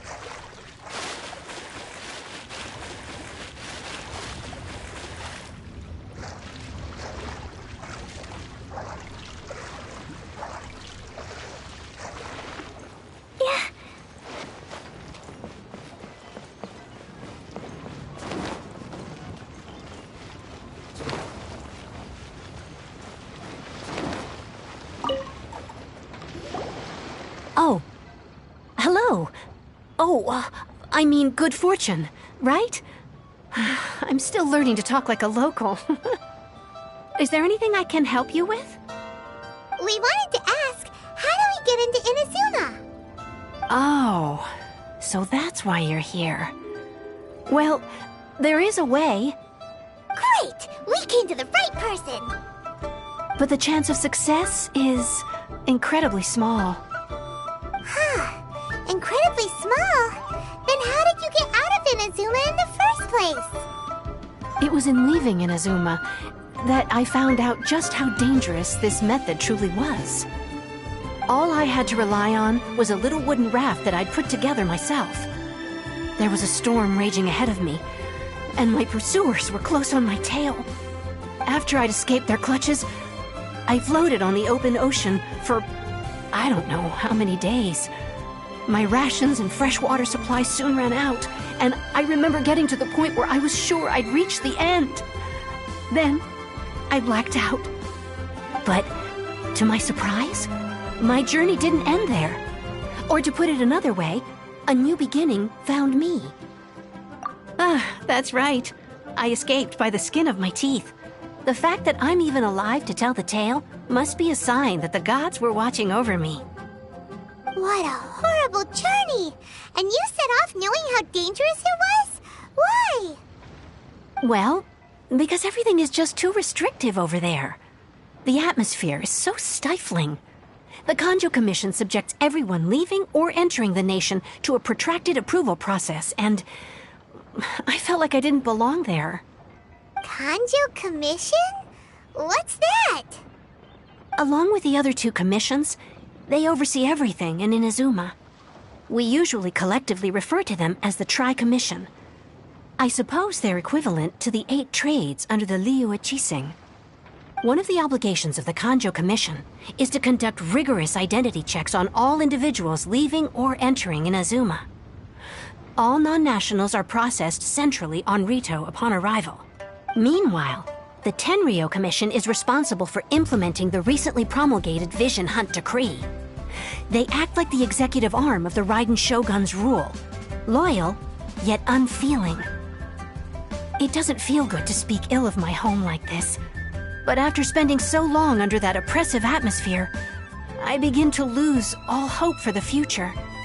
What I mean to say is, unless you have an extremely compelling reason to go to Inazuma, you should abandon your plans of trying to get there. You should know that the sea around Inazuma is engulfed in a perpetual tempest of wind and rain. Supposing you survived that, you would still need to get past the samurai guards that enforce the Sakoku Decree, the closed nation policy of Inazuma. And even if you did manage to find a way, you'd still have to produce the necessary documentation at the Rito Center for processing Outlanders. Otherwise, you'd be kicked out immediately. Seems like they really don't want anyone setting foot in Inazuma, huh? They only set that up as a port to guarantee a supply of goods and information to the island. Most Outlanders would be unable to acquire the documentation needed. But if you really are set on going, there is one thing you could try. The raft idea sounds a little on the dangerous side. Plus, Paimon would definitely get seasick.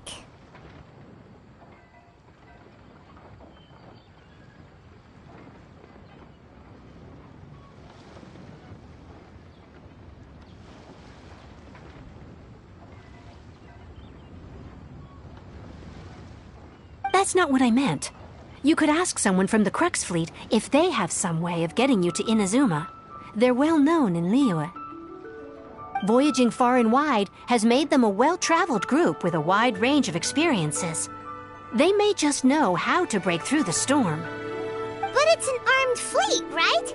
Why would they agree to a request like this? That part is up to you. If you're able to persuade their captain, Beidou, then the hardest part will be out of the way. The Alcor is the flagship of the Crux Fleet. I heard that it's currently anchored by Guyunstone Forest on a supply run. This might be your best chance. Then there's no time to lose. Let's go find Captain Beidou.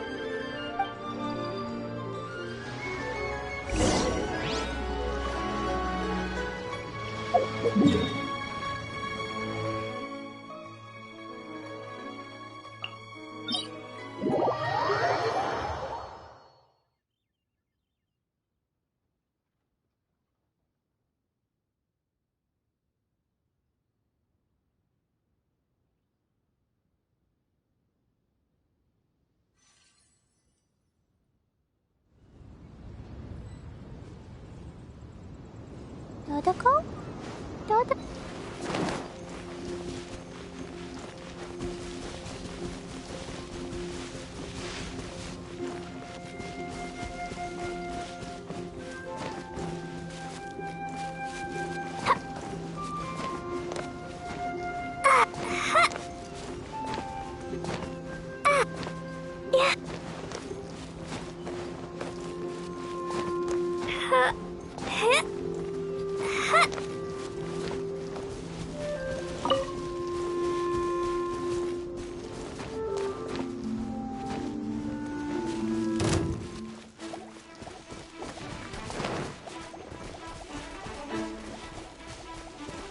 Woo!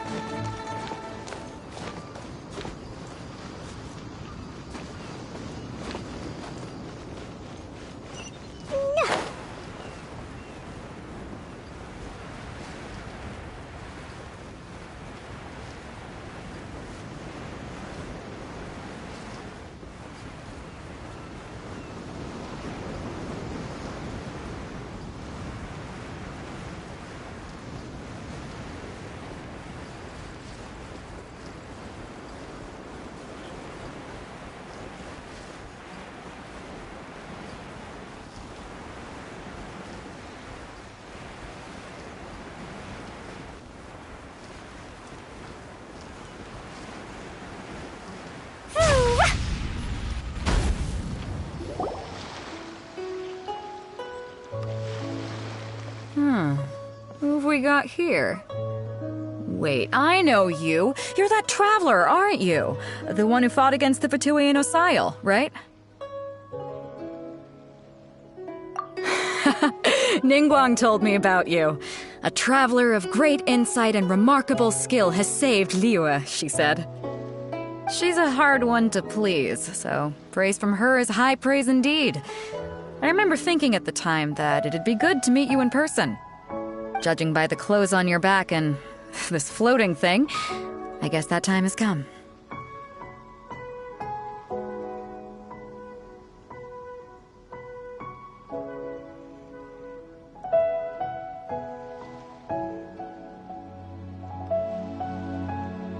Hey! The name's not Floating Thing! It's Paimon! Paimon? What a fascinating being. You two give off not only the essence of wind and earth, but also of... yes, the stars. Huh? The fragrance of what now? That's the weirdest compliment Paimon's ever heard. Pay it no heed. I mean only to say I am certain that it is by fate, not chance alone, that we should meet. And that gives our encounter meaning. Other means of entertainment. This young man is Kaidahara Kazuha, a temporary addition to my crew for reasons I won't bore you with. Occasionally he opens his mouth and flowers come out instead of words.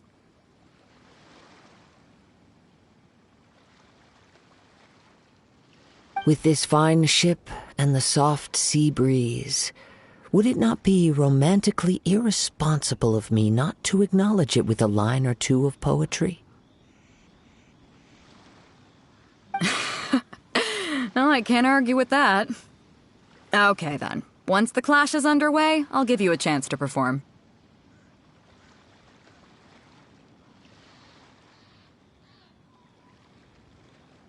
Only if the mood takes me, of course. Poetry for poetry's sake tends to lack meaning. Hey, you don't want to pass this opportunity up too easily, especially seeing as our great hero here might be in attendance. Oh, Wait a minute, what's the clash? Also, just to clarify, by great hero, do you mean? Huh? I thought you might be here to sign up. You're telling me you've never even heard of it? The Crux Clash is a martial arts tournament that I hold. There'll be a whole bunch of folks taking part to showcase their talents. There are 2 important rules. 1, competitors must be renowned fighters. We want those with real martial arts ability, not just people taking part for the fun of it. So, you've got nothing to worry about there. I don't think there's anyone out there who hasn't heard of you. 2, you can't take part if you've got a vision. Otherwise, things get a little one-sided. You must be feeling confident, but you might want to watch out. There are a few crouching tigers and hidden dragons lurking around in Liyue. And with Liyue's savior taking part in the tournament, now that's gonna turn a few heads. I think we can expect a healthy turnout this time. But we didn't come here to take part in a martial arts tournament. Well, before you dismiss the idea completely, you might be interested to hear that the prize this time round is particularly sought after. Get this. It's a masterless vision. Supplied by myself, as a matter of fact. If the tournament champion can reawaken that vision, it belongs to them. Is there really such thing as a masterless vision? When a vision bearer dies, the light in their vision will fade away. But the shell that housed that light remains. As for whether this shell has any practical application, well, this remains to be seen. But my intuition tells me that while it remains in the world, it may just be possible for someone else to inherit it. Yep, and the way I see it, a vision is a badge of recognition from the gods. So if anyone's able to rekindle it, it's gotta be an individual of exceptional strength and talent. Organizing the clash is my way of uncovering hidden talents. And hopefully this time, getting a vision to glow again. So if you don't have a vision, this is the perfect opportunity to get your hands on one of your very own. Yeah, we're interested in getting to Inazuma, not fighting in some tournament. Inazuma? You want to go there? Well, why didn't you say so? Inazuma, no sweat. In that case, if you win the tournament, I'll give you a choice. Masterless Vision, or a ticket to Inazuma aboard the Alcor. Up to you. You just want him to take part in your tournament! What's wrong with that? The more talent we have, the better the tournament will be. I couldn't let a competitor like you fall through the net. What are we gonna do? Looks like we pretty much have to do this tournament if we want to get to Inazuma, huh? Great. Then let's get you signed up. Head to the tournament arena in Guyun Stone Forest. Kazuha and I will be over soon. It seems like it will only be a matter of time before the answer is revealed.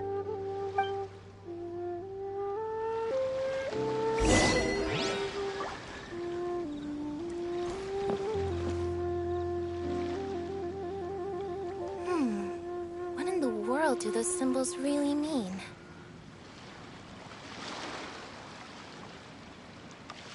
Do you want to come fish blasting with me?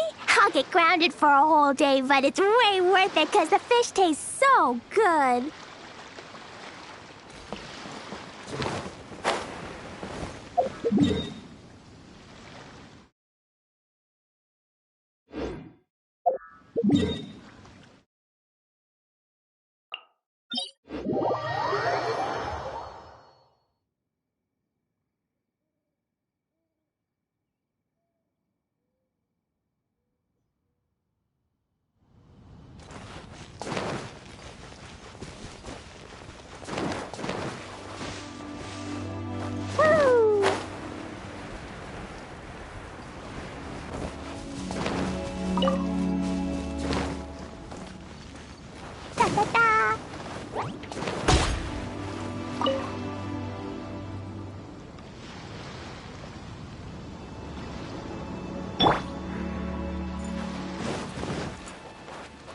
Animal test 6308.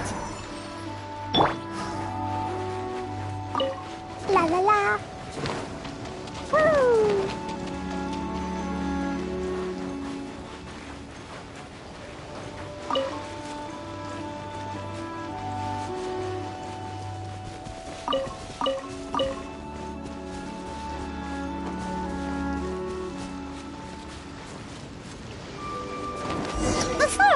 up. Let's see who the other competitors are. Vader said that they had to be renowned fighters. Who will we be up against? Hello? Are you here to compete in the Crux Clash? You bet I am. Have you put your names down yet? Well, I'd have a look at the entrance criteria if I were you. Then it'll allow just anyone to take part. The Clash is a comprehensive test of fighting ability. Anyone who turns up for show over skill is gonna get their butt handed to them. Nobody wants to see that, right? Yeah, we heard a rule about that. So, Paimon's wondering, are you a renowned fighter? Me? Only a former runner-up in the Chihu Rock Freestyle Combat Summit. Oh yeah. Also, that doesn't sound like the most official tournament out there. What? You... Nonsense. Have you been living under a rock? It's been going on for years. There were plenty of competitors when I took part. Not to mention, I've helped the Millilith catch treasure hoarders before. There were 2 of them trying to escape. I soon sorted them out. They tried to sneak past me under the cover of darkness. They didn't know what hit them. I planted a left hook on the skinnier one's face and sent him flying. Then, the big guy pulled out a knife. I stood my ground, of course. A roundhouse kick sent the blade hurtling into a beam above us. I told you. Unarmed, outnumbered 2 to 1, but I still got the upper hand. I'm not saying I came out completely unscathed, of course, but the fact remains that I did manage to subdue the both of them, and hand them over to the Millilith. I received quite the commendation. Oh yeah. Uh-huh. But for us, even 4 or 5 treasure hoarders at a time is all in a day's work. Alright, we're gonna keep looking around. I'll see you in the arena, but I don't plan on losing to a pair of children anytime soon.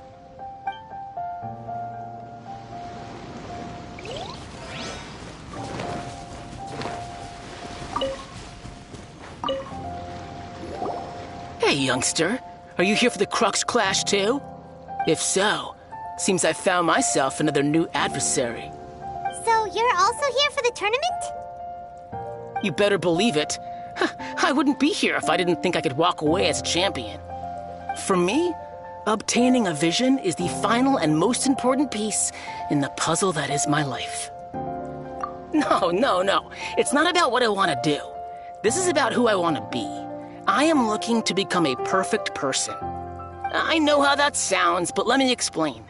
I've lived a successful life so far, without any setbacks. I've passed every exam I've ever taken, enjoyed numerous successful business ventures, and seem to get on with just about everyone socially. In most people's eyes, I am already the very embodiment of the perfect person. Though, of course, I'd never let the praise get to my head. I know I haven't reached perfection yet, because there's one thing I'm still missing. A vision. You have so much self-confidence. That's not important. I have a contact in the Crux fleet who was happy to vouch for me, so they very kindly made special arrangements on my behalf. I've also brought along a bit of an entourage for moral support. It's such a blessing, really, to have so many good friends in my neighborhood. Of course, I also put in a few good days' practice, concentrating mostly on rare and esoteric styles of Kung Fu. As a high achiever by nature, I'm confident I've done enough to guarantee my victory in this tournament. I seem to have gained another fan. Don't let my aura overwhelm you, though. You'll need your wits about you today. Now then, if you don't mind, I need to finish my pre-competition routine. It's not too long now before you'll get to see me in action.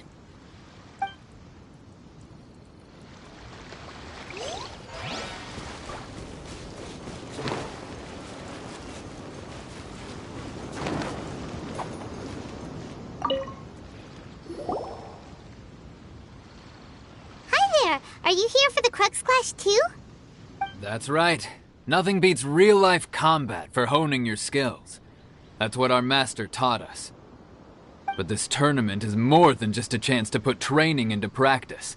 It's also a chance for us to obtain the masterless vision. Exactly. With a vision, we'd quickly become our master's top students. This master of yours must be pretty incredible, huh? Are they someone famous? Famous? He's the founder of the Lingshan clan, and his skills are unparalleled. Liang and I are both proud disciples of his. You probably wouldn't have heard of it. It was founded quite recently. The clan is nowhere near as famous as the master himself anyway. He's got to be a grand master or something. He's created many different styles of kung fu, and countless other clans have borrowed extensively from him. To the Lingshan clan, he teaches a special technique known as force dispersal. Force dispersal? It's a type of breathing exercise where you can train yourself to harness the energy around you and neutralize attacks without moving an inch. For example, our master can use it to alter the path of an attacking fist, or change the direction of an incoming stone, all without breaking a sweat. One time, he sent a challenger flying into the air without lifting a finger.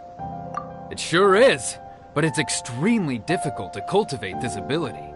We've been training for ages and we're still getting to grips with the very basics.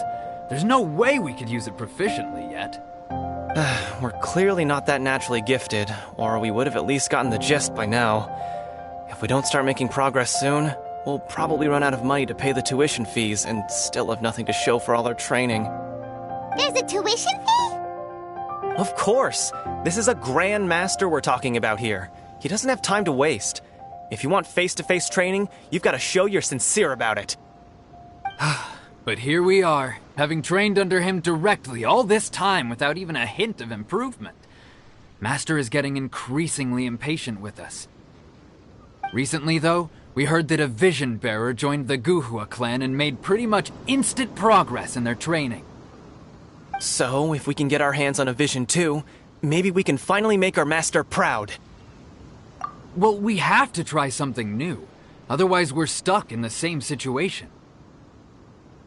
Exactly. It can't hurt to try. And if it turns out it does work, the Lingshan clan will go down in history. Folks will come from far and wide. Heck, we could even become the dominant martial arts clan in all of Liyue. See you in the arena. So, to recap, we're up against an inflated ego, some gullible guys paying way too much for their kung fu classes, and another guy who's just really average. Chink's a village arm wrestling champion, huh? Alright, you're signed up. Next, please. What's your name? Wait, aren't you? Did I hear that right? Is it really them? Huh? Aren't they a vision bearer, though? Why are they trying to enter the clash? I have to ask, aren't you the traveler that helped Liyue fight off that ancient god? Oh, it's really him! The one that spoke with Lady Kuching at the rite of parting. Oh, I wonder if I can get his autograph later. I trust you are aware that only those without visions can enter the tournament? Really? But from what I've heard, the things you're capable of in combat are nothing short of extraordinary. You walk into the most dangerous situations imaginable, face off against all sorts of monsters, even the Fatui, and always come out on top. Yep, he still doesn't have a vision though. See for yourself. My apologies. I didn't mean to be rude. I'm sure a great hero like yourself would have no reason to lie. Now, could I ask you to provide a few claims to fame? It's just a formality for you, of course, but I have to make a record of competitors' achievements as part of the sign-up process. So far, I've got defeated the ancient god Osial, so that's one. Do you have any others? Yeah, and also a dragon too! Put down Battle with Storm Terror. Whoa... Might as well declare him the champion already. I wonder if it's too late to withdraw. Okay, that's plenty. Actually, this is the most dazzling track record I've ever seen. By a long shot. Right. Your registration is complete. Now, a brief word about the prize. A great hero such as yourself can surely only be here for one thing. To win the tournament and claim the grand prize, namely, a vision. Oh, we're not here for that. We're here because Captain Beto promised to take us to Inazuma if we win the tournament.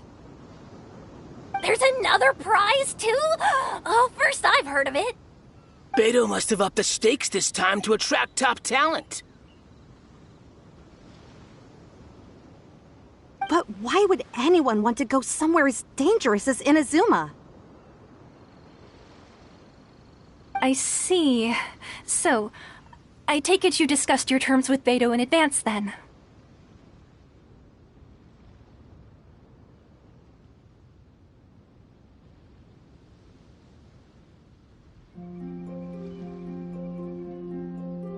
Well, nobody expected you to sign up to a tournament like this.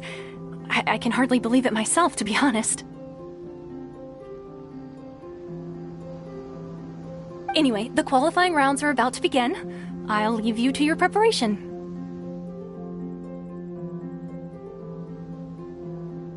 Hey, so Paimon's thinking about that whole no vision bearers rule in this tournament.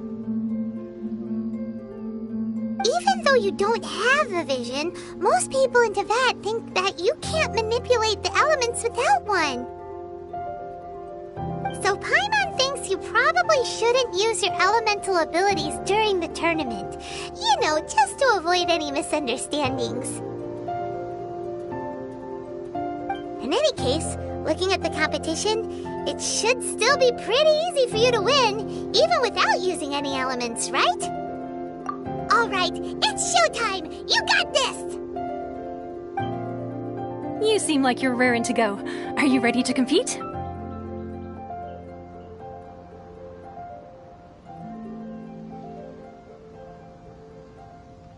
Good. Then please follow me into the arena.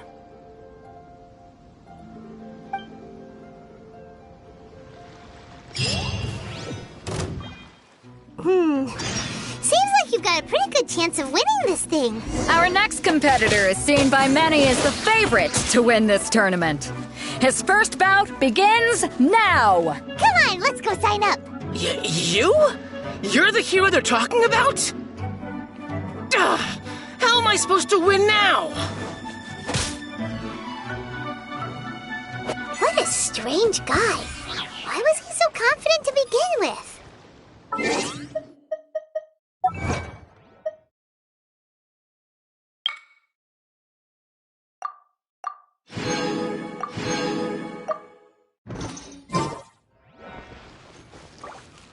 Well, now that we've won, let's go and see Beto. She'll probably have something to say to us.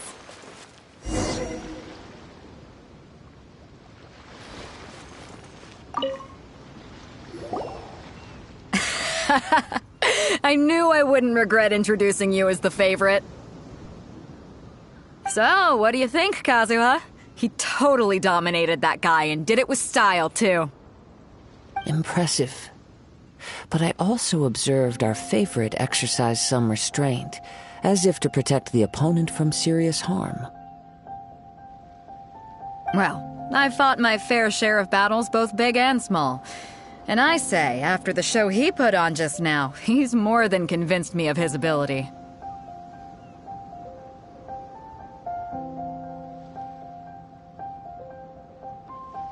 So come on, we all know you've got a wide vocabulary in there. Can't you spare a word or two to congratulate our up-and-coming champion? All right. Let me think how to aptly phrase these words of praise. You fought well. All right then. I was thinking your inner poet might want to join in the fun, but I guess I shouldn't put you on the spot like that. You know, a lot of competitors came to me saying how surprised they were that Liyue's hero was entering the tournament. And since you signed up, we've had many others do the same, with more than a few top-tier fighters among them. I'm sure lots of them are here to find out how they stack up against you. Well, since everyone sees you as the one to beat, I figure I should start treating you that way too. For one thing, we don't want you wasting all your energy in the early rounds fighting people who are well below your level. Not to mention, you must be itching to fight someone in your league too, right?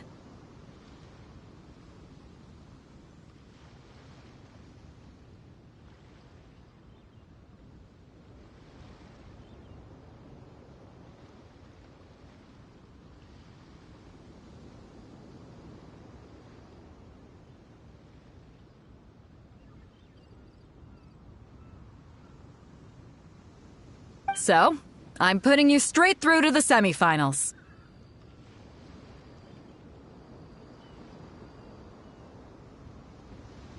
Huh? But we only just started the qualifiers. Seems like a crazy system if we just skip straight to the semifinals. This is how Captain Beto works. You won't persuade her otherwise. Besides, at your level, you would have made it to the semifinals anyway. Huh. To be fair, Paimon was thinking that too. Alright, I'm gonna watch some more of the tournament. If there's any potential contenders for you out there, I want to know who they are and what they're about.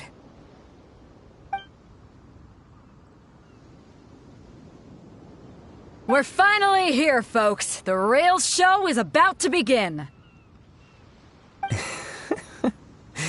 The captain seems to have high hopes for this tournament. I have not seen her so excited in quite some time. Your opponent has fought many rounds to get to the semifinals. This makes him a seasoned warrior. You may well be stronger than him, but this should not give you cause to lower your guard. Very well. Show me that you are ready to push through the storm that lies ahead. Alright, that's enough chit-chat for now. The audience is waiting. Go find the crew member that signed you up. She'll take you into the arena.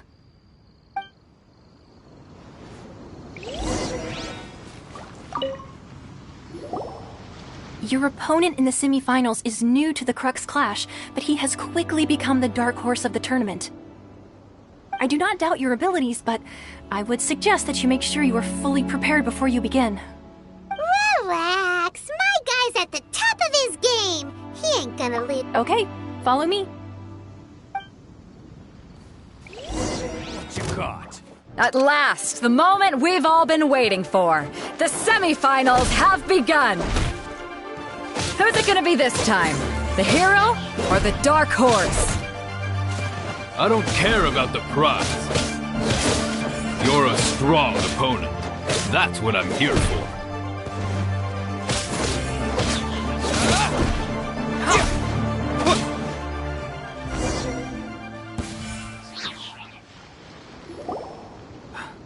I'm sweating all over. It's a good feeling. Congratulations. I was beaten by the best. I need to train harder.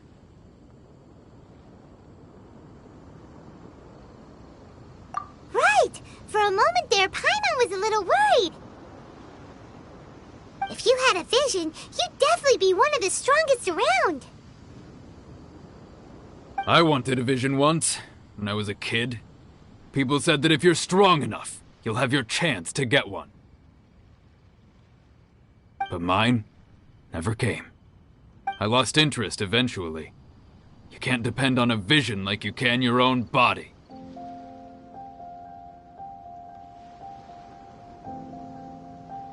I've fought and won against vision bearers before. The power they have was given to them by the gods. I don't envy it. Huh?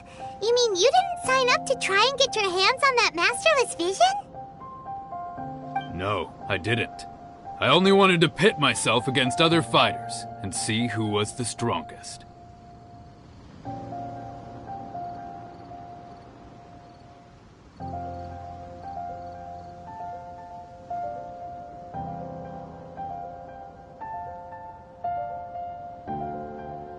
Only in defeat can you understand your weaknesses and learn from them. So I'm pleased with today's outcome. I don't often have the pleasure of experiencing defeat. Wow! Now that's true strength talking. If you have the chance in the future, please come and spar with me again. I will be stronger next time. By the way, do you know who else made it into the finals? Is it gonna be someone even tougher than you? Whether they'll be as tough as me, I don't know. But what I have heard is that they're extremely quick. So don't get too cocky. There he goes. Maybe we should ask around, see what we can find out about our opponent in the final round. Paimon thinks we might need to up our game a little.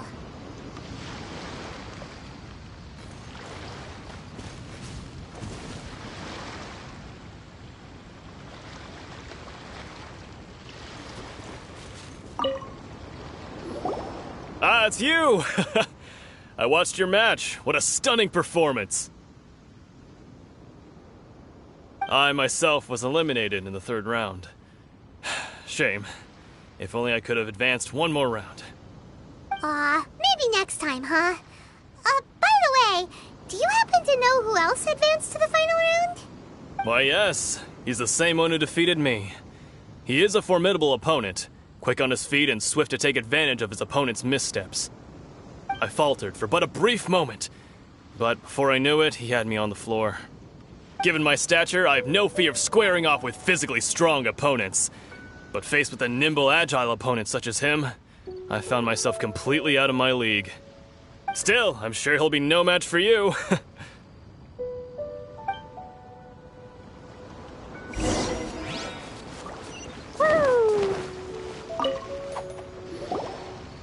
there! Well, where did the other guy go? He tried to use force dispersal to deflect a punch, but instead he took it straight to the nose. There was blood all over the place. His opponent was pretty freaked out by it. He kept asking him, "Why didn't you dodge?" But he was pretty much out cold by that point and couldn't reply. "Why don't you dodge?" they ask. Because to not dodge is the very essence of Lingshan clan kung fu. It's just that he hadn't quite mastered it yet. Don't even get me started. I spent all my energy helping him get from here to the boat to take him back to the harbor. But by the time I got back, my scheduled match time had already passed and I had to forfeit. I don't dare tell my master about this, otherwise I'd never hear the end of it. Sorry, I shouldn't be complaining in front of you like this. I'm afraid I'm still a bit out of sorts at the moment, so I probably won't be able to help you with whatever you were here to ask me about. Oh, alright then. Hope your buddy makes a swift recovery. Hang in there. Thanks, I'll do my best. We still haven't got any useful information yet. Maybe we can go talk to Beto. Surely she's gotta know something. Jumpy Dumpty Pow! Boing boing boo! You gave an outstanding performance. Truly commendable. I could sense that you're not familiar with bouts of this kind, and it could have cost you the match. But you were quick to adapt, and managed to claim victory over your opponent.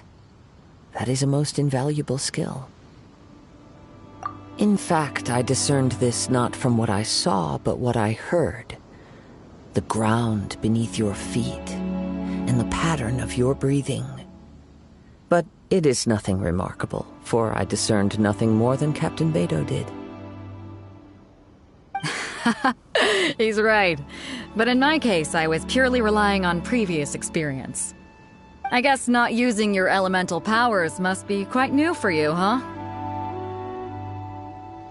We wanted to ask about who our opponent will be in the final round. Do you think they'll be stronger than the one we faced in the semifinals? Not exactly. Contenders that reach the finals aren't necessarily stronger. They tend to have something unique about their style. As for the guy you'll be facing, his skill lies in his speed, and he has superior form. It's also obvious that he's seen his fair share of battles. What's the matter? Worried that you've bitten off more than you can chew this time? If that is the case, then I have a proposal for you. Let's go somewhere a little quieter, shall we? I haven't properly introduced myself yet. In the land of Inazuma, I was a wandering samurai,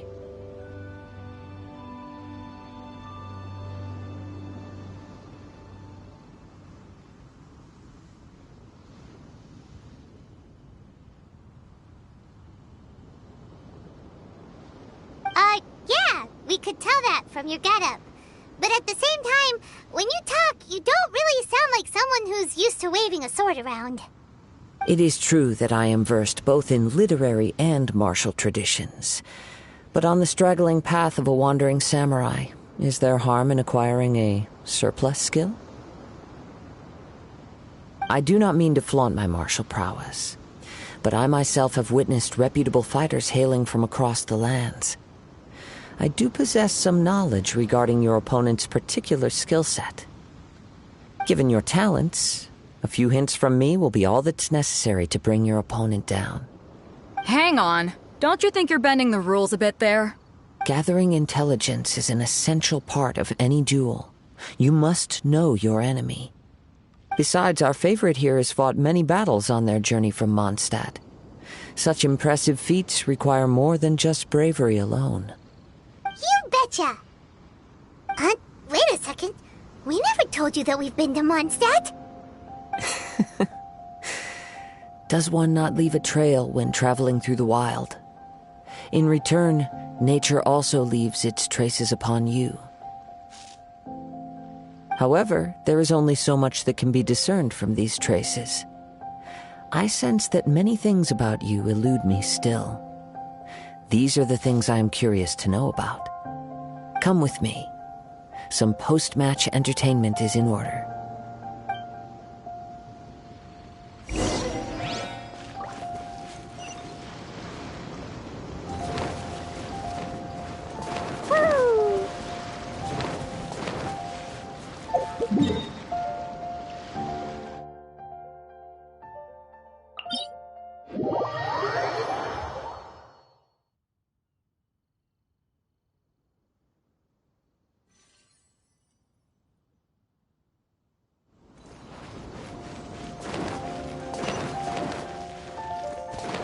La la la.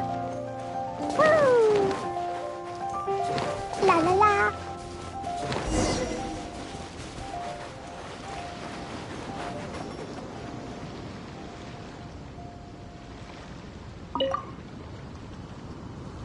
Now that we're alone, let me cut to the heart of the matter. You are skilled in manipulating the elements, and not just a single element, but multiple. Is that correct? Paimon knew that you were hinting at something from the moment we met. You've known all along. That's right.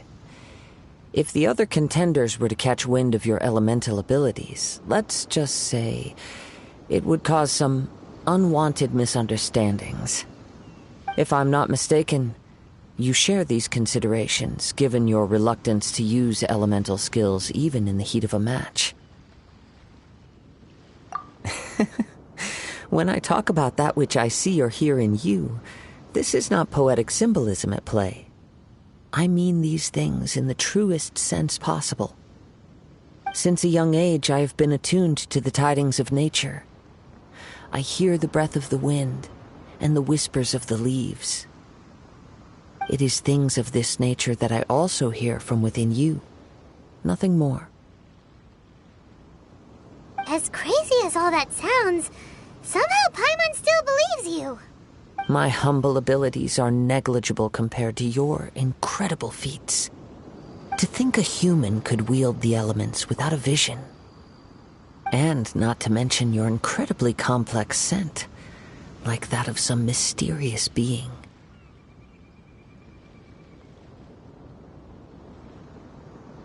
Hey, stop evaluating us based on our smell! It's weird!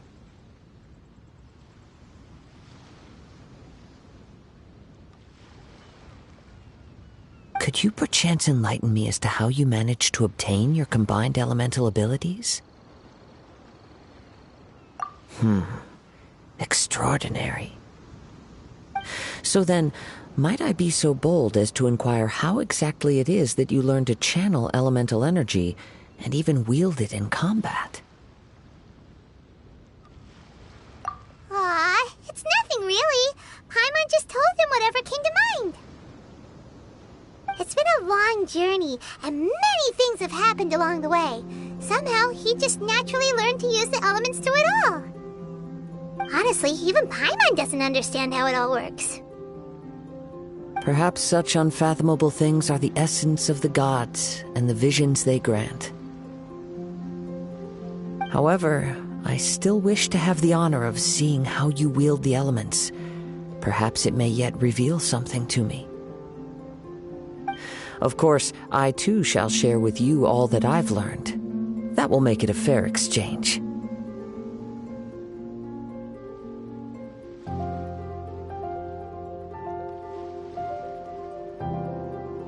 Now then, let's test your skills, shall we?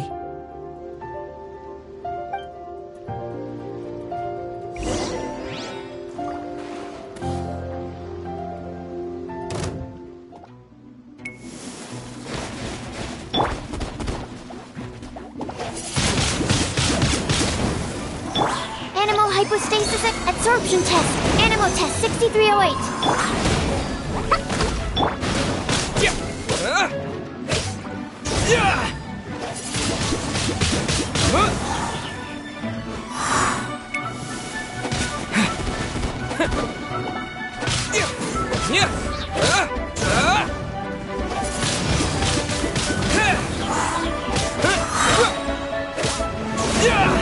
Disappear!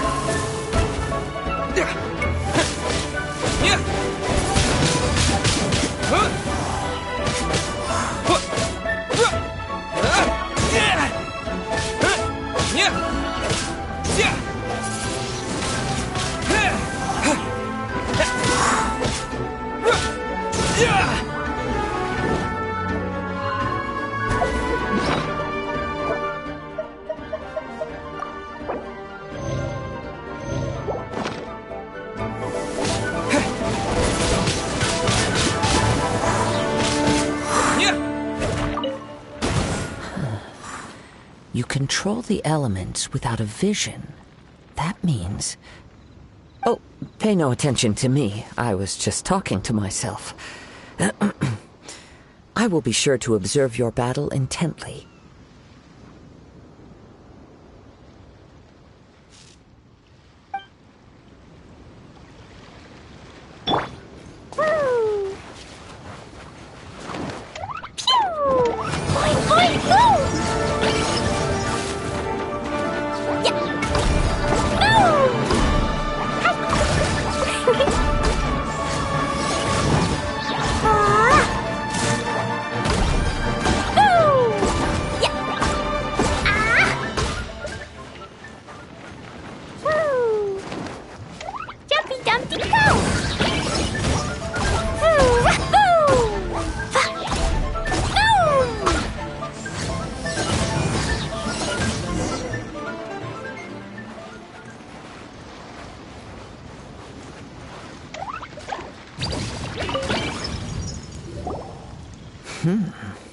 Your skills in battle are truly beyond reproach. Even with your opponent's speed, he shouldn't be able to overwhelm you.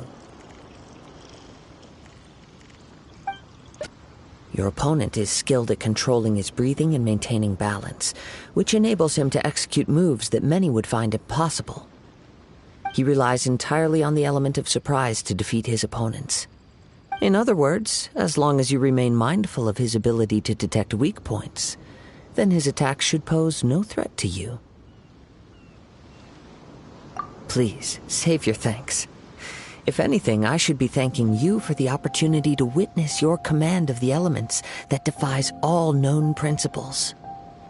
The world is a truly mysterious place, it seems, and one will always encounter that which is still unknown. You seem kind of obsessed with visions, but don't you already have your own? Why are you so intent on exploring the connection between visions and the elements? I desire to know what meaning visions have to the gods, and what influences the gods' decision to grant humans these visions. My apologies. You must be completely in the dark regarding such matters. For allowing me the honor of witnessing your mystical ways, I am willing to answer any questions you may have regarding Inazuma. So that's what you're curious about? Then allow me to tell you more. As you well know, a vision hunt decree is currently underway in Inazuma. Visions are a gift bestowed by the divine.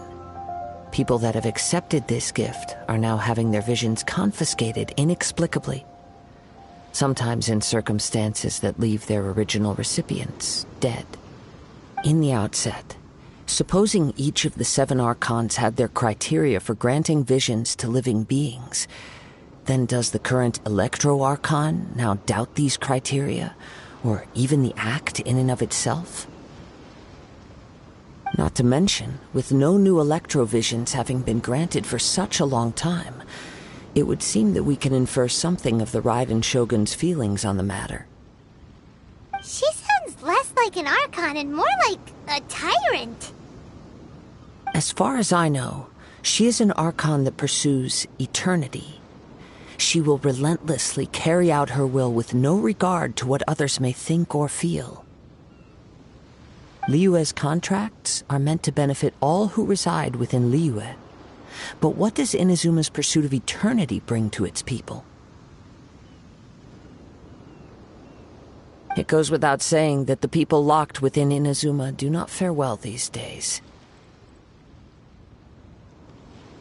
Sounds a lot like something the god you encountered in the beginning would do.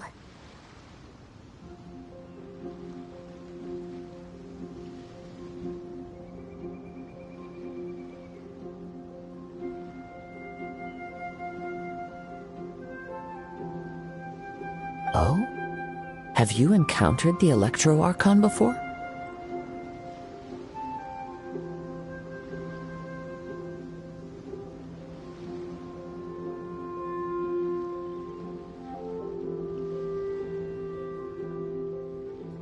With time, we will change.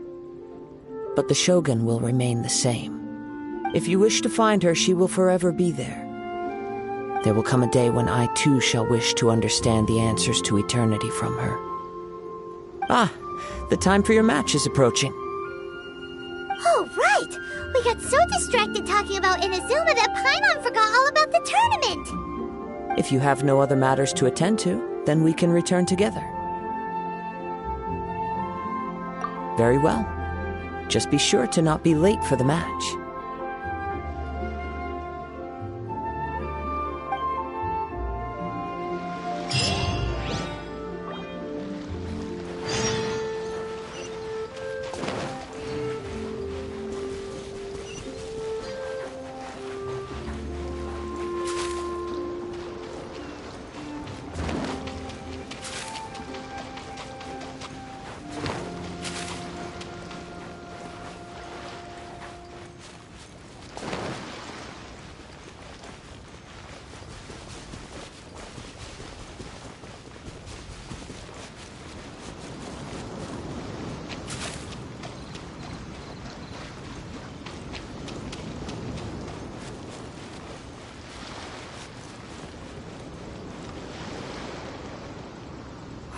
Why isn't he here yet? Never mind. We can start by making your entrance first. Everyone, listen up! Your attention, please! We've reached the climax of the Crux Clash! This is the final match! We've seen many exciting battles today, and now, at long last, the 2 finalists have emerged. Now, I'd like to introduce our first combatant. Though few have seen him, his reputation knows no bounds. He strikes fear into the heart of Osile, and the mere mention of his name causes even the Fatui Harbingers to turn pale in the face. Introducing Liyue's traveling hero! Wow! I've been waiting for this moment! I'm sure everyone witnessed his thrilling match in the semifinals. But today's final round will surely take things up a notch. As for our other combatant, he still hasn't arrived. Oh, come on, what could be taking him so long? You can't just forfeit for not showing up like in previous rounds. This is the finals. Apologies! Everyone just sit tight. We've got no other choice. If he doesn't show up, we'll just have to postpone the match. Wait a moment. Something doesn't seem right about this. Captain Beto, perhaps we should check on the prize. Traveler, come with us.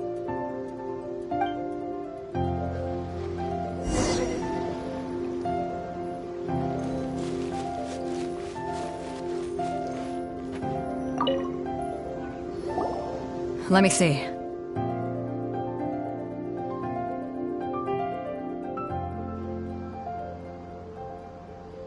It's gone, all right. The vision is missing. Huh? Did somebody steal it? Who would dare do such a thing in broad daylight? We don't know when it was taken exactly. I never thought that someone here would have the guts to cross Captain Beto. No need to worry. Even the craftiest sleight of hand does not escape nature's watchful gaze. The culprit has only acted recently. They will not have gotten far. The vision was the prize that I had offered, and it was my responsibility to look after it. I will be certain to get it back. Well, if you insist, I'll leave the matter to you then. I'll stay here and try to offer some explanation to all the spectators that came to see the match. If you would, please come with me. But we're on an island. Where could he have possibly run to? Come with me. I can sense the winds are coming.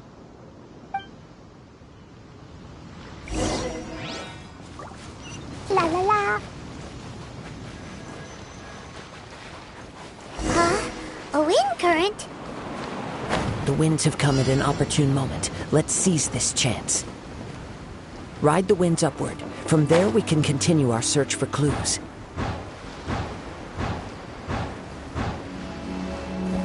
Yeah! By the way, what made you suddenly think of checking the prize in the first place? I heard it the moment it was stolen. Well, then why didn't you stop him? You'll see, shortly.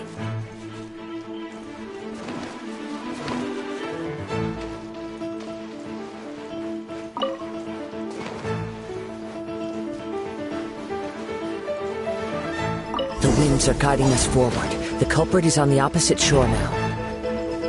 You can hear that too? What does it sound like?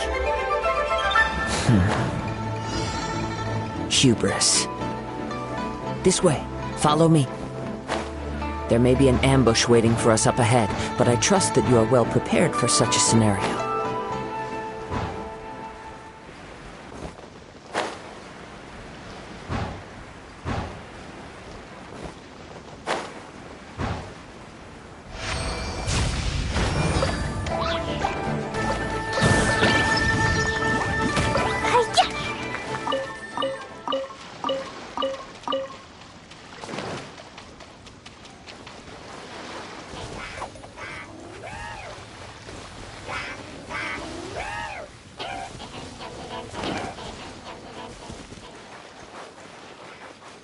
Hoarders, they're here! Get them! Treasure hoarders, just as I expected. In which case, please stand back.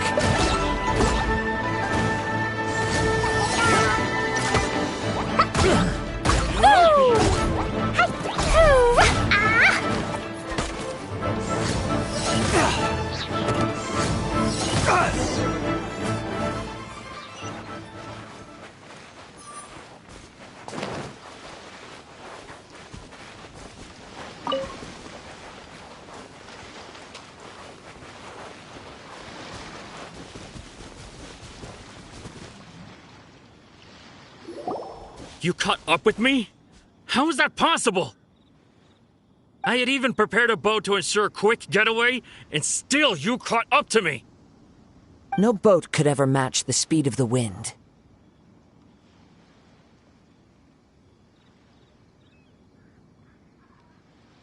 The wind? What are you talking about? Oh, I get it. Your vision. Drat! If I only had a vision! Or, if I could activate this one, then you'd never be able to catch me! This has nothing to do with visions. You may be skilled at vanishing from a crowd, but it seems you know precious little about how to conceal yourself from nature's gaze. Additionally, your chosen escape route was flawed for reasons that are too numerous to go into, and on top of that, I could hear your boasting and proud laughter in the wind as I was pursuing you. In other words, you failed to meet any of the basic criteria for a grand heist, namely speed, stealth, and style. You... But most disappointing of all is the state of the vision in your hand. It appears that the vision doesn't respond to human desire indiscriminately. Fine! I admit it. I've had my eyes on this vision for quite some time now. I decided to register after hearing that this fighting contest was full of a bunch of lousy fighters. I fought my way to the finals and... Aha! So you were supposed to be our opponent! I'd intended to win the contest through skill alone all along, but then you showed up. After watching the semifinals, I knew that I didn't stand a chance. But I wasn't about to give up on the vision so easily after coming all this way. Since there was no use in trying to face you in the match, I decided to put my skills to good use while everyone's attention was on you and Beto. I was convinced I prepared thoroughly for my escape, but somehow you still managed to catch up to me. After all I went through to get it? I think not. I know an empty threat when I hear one. Fine. But you'd better mean it. It didn't activate once I took it anyway. It's nothing but a useless shell to me. You know, according to the laws of the sea, the penalty for stealing is breaking the culprit's arms. Huh? You're not serious, are you? Not to mention that the item you stole was a prize. You didn't show up for the final match, and you damaged the reputation of the captain of the Crux fleet. It seems that it would be only fair to brand the word thief on your forehead with a hot iron. Whoa, we don't need to go that far, do we? I never would have guessed you could be so cruel. If this is where talking gets me, then forget it. I'll risk a fight. Ha-ha! Yeah. Just you watch. Just a temporary setback.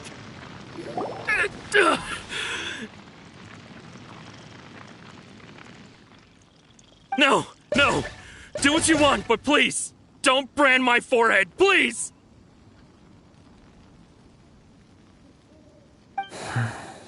He has persevered to the bitter end, and now death looms near. Yet still the gods do not bestow their favor upon him. Put down the vision and leave. I've changed my mind. No further punishment for you. Huh? What's wrong? Are you asking for more punishment? It's up to you. Such willingness is commendable, and fits the way of the samurai. No need for that. Thank you for releasing me. You truly are generous. Huh? Paimon doesn't get it. Were you just trying to scare him? I take no pleasure in frightening others. I was just testing all possibilities while the vision remained in his hands. When people are forced into a corner, that is when their greatest strength will appear. I thought it may be an opportunity for him to awaken the vision. But unfortunately, nothing happened. Yes, I wanted to know whether it were possible for an extinguished vision to be reawakened. From the moment he stole the vision, I decided to use him for this experiment. I've tried many other methods in the past, though few tales tell of a masterless vision reawakening. After seeing you command multiple elements, I figured that nothing is impossible. Come, why don't you give it a try? Let's see if you can give me the answer I'm hoping for. The vision didn't seem to respond at all. I see. So you are also unable to rekindle the vision. No matter. This was expected. I suppose this vision is still mine to take for now. Yeah, what's the story behind this vision anyway? The story begins with an old friend. He was once a good friend of mine. One day he asked me about a sword art of which he had heard, the Musono Hitotachi. I told him it can only be witnessed when divine punishment is administered. It is the pinnacle of the Raiden Shogun's skill, a symbol of ultimate power. But he replied, there must be one who can withstand it. There will always be those who dare to brave the lightning's glow. Then, the Vision Hunt decree arrived. People's aspirations were stripped away as the Raiden Shogun began to construct her ideal of eternity. While I was fleeing from place to place, I heard that my friend had challenged the Vision Hunters to a duel before the throne. A solemn yet brutal challenge. The defeated face divine punishment, while the victors gain a second chance. Perhaps he thought he of all people should make a stand. Coming face to face with the Musono Hitotachi was all that he truly desired, after all. When I arrived at Tenshukaku, the duel was over. I heard his sentence of divine punishment, his severed blade hitting the ground. Perhaps that was the glory he had yearned to witness. In his last moments, what expression was on his face? Before I knew it, I had stepped forward and snatched the dying vision and was running from the scene. All I knew was that I mustn't let his hope, which burned so brightly, become buried among the ice-cold statue of a god. Perhaps one day I may come to find that all I have done is meaningless. But as a wandering samurai, I find meaning in traveling and the sprawling beauty of nature that lies along the way, while still retaining the warrior way in my heart. Kazuha! It's just another way of saying I do as I please.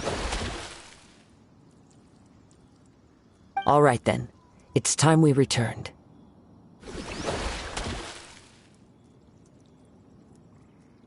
Allow me to gather the wind for us once more.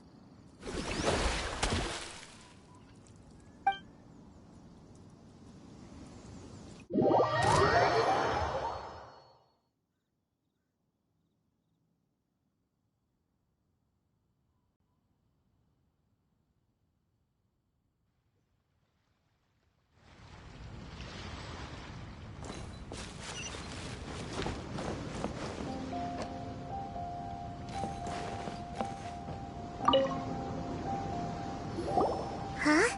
Did Beta leave already? Maybe she went back to her ship. If you're looking for the captain, she was summoned by Lady Ningguang. It seems that the Crux clash got out of hand this time and has attracted her attention. Captain Beto was muttering something about Ningguang being a stick in the mud as she headed off to Liyue Harbor. It's not unusual for those two to be at odds with one another. But still, Captain Beto was disappointed she didn't get to witness the crowning of the new champion. She had been looking forward to it for quite some time. The one who stole the vision was originally to be this hero's opponent in the final round. He knew he stood no chance of winning the match, thus the wicked idea of stealing the prize took hold in his mind. In which case, the Crux clash comes to a clear-cut conclusion. Huh? So that's what happened? If that's the case, then the rules stipulate that he is disqualified, and our hero here is the champion. Paimon thought we'd win and all, but not like this. It doesn't matter. As the saying goes, honor given is honor deserved. prepared the Champion's Medal to award you. Yes, I believe so. Though Captain Beto is no longer present here, I'll be sure she receives word of it. She is a woman of her word. But the voyage to Inazuma is a treacherous one. You will be plagued by a perpetual tempest the entire trip. In fact, the relentless rain and wind are also an embodiment of the Raiden Shogun's will to close the nation. Hold on a second. You're saying she can change the weather just with the power of her mind? Let us not forget that this is one of the 7 Archons. If Liyue's Morax could form Guyun's stone forest by casting down his stone spears, then it should come as no great surprise that the Raiden Shogun is capable of summoning an eternal tempest. Suffice it to say that if you wish to journey to Inazuma, the Alcor will need some time. You will be notified once all the preparations have been made. In the meantime, I intend to embark on a journey of my own. I will travel all across the vast lands of Liyue in the hope of finding a way to reawaken the vision.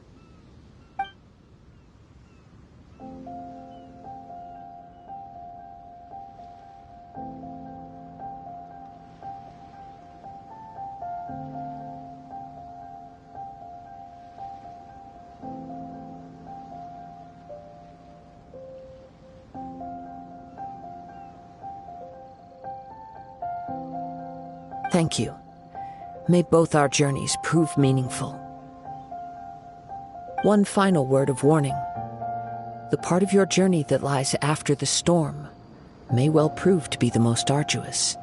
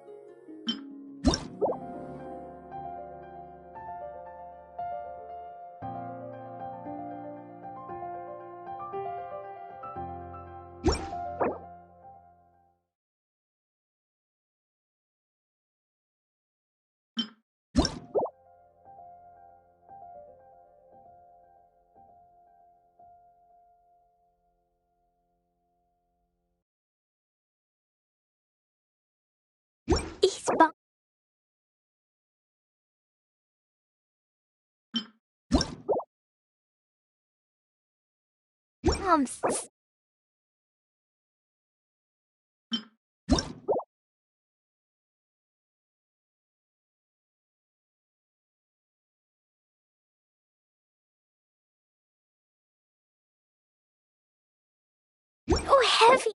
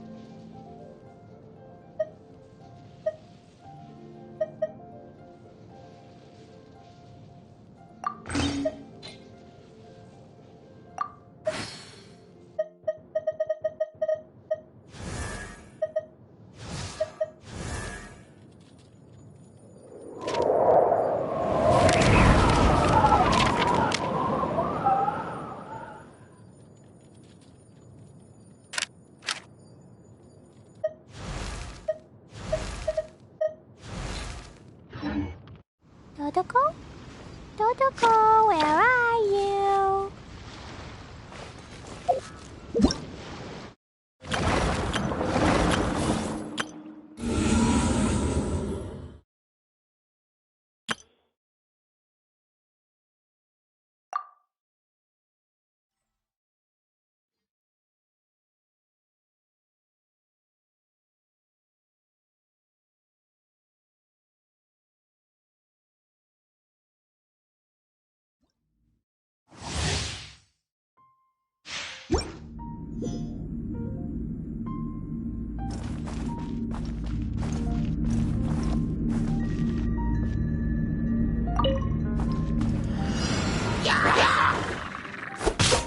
The wind knows me.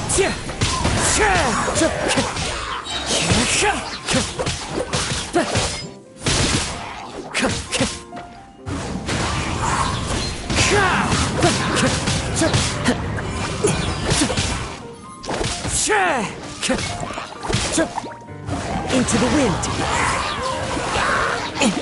As one with wind and cloud.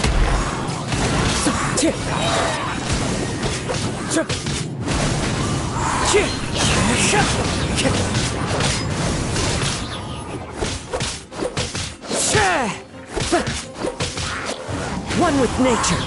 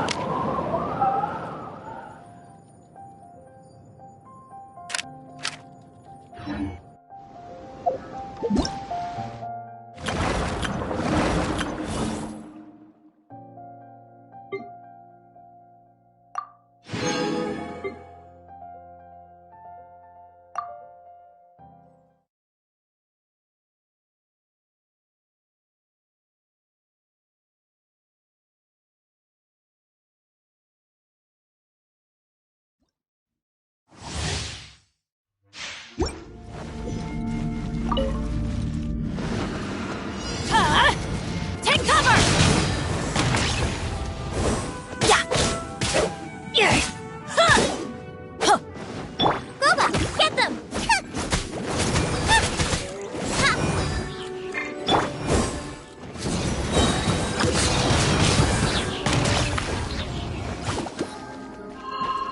I'm going in! Out of the frying pan! Eat this!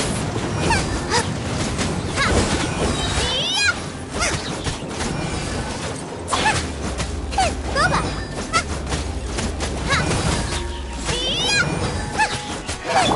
Everybody stand back!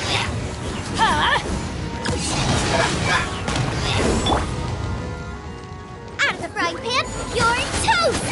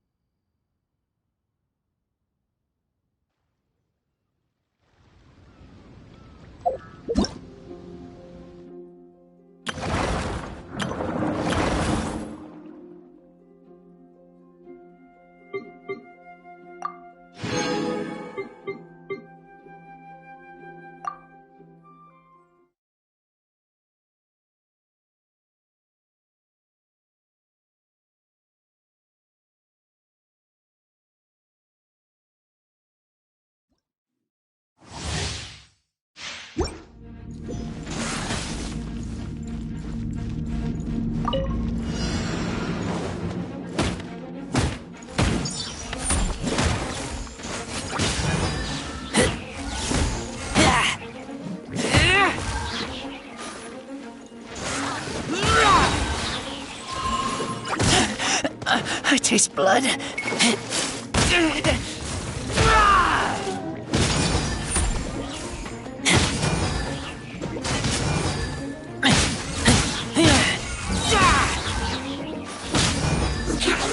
Keep back!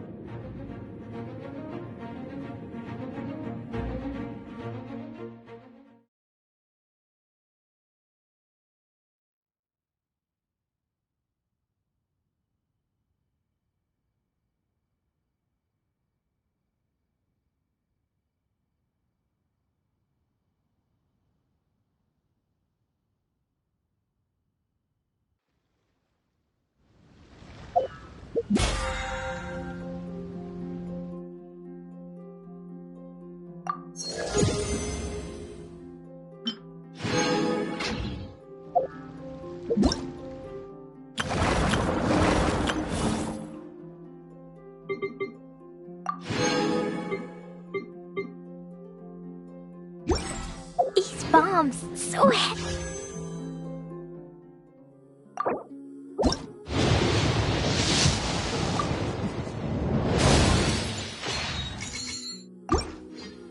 Heavy.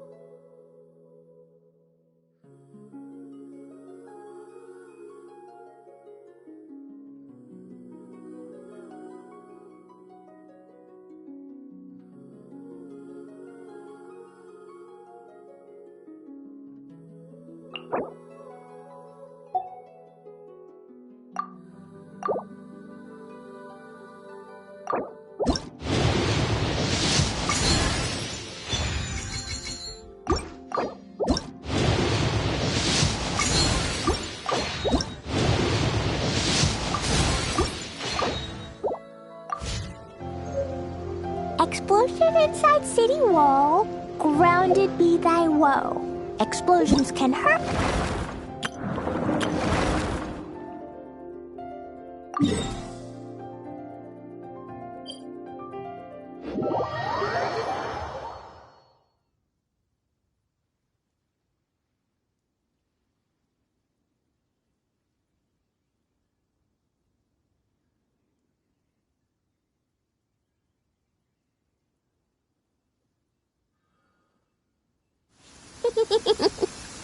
Lucky all my new pop.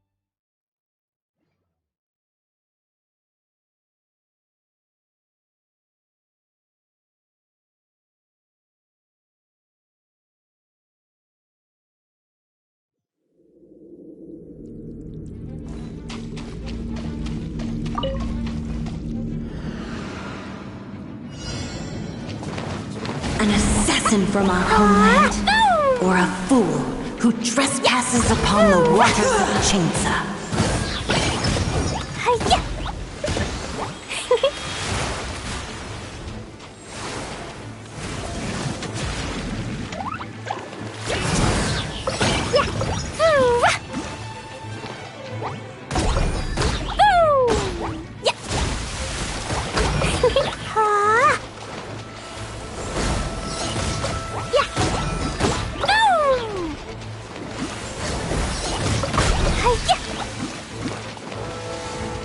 La la la. Let the torrent surge forth! Ooh. That really hurt.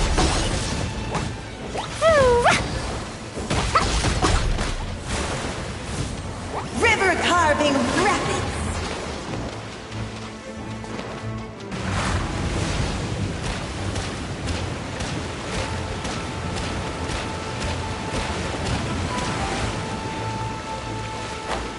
Let the torrent surge forth!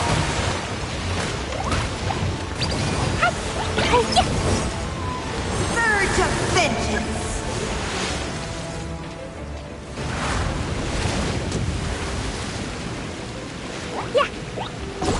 Contamination must be washed away!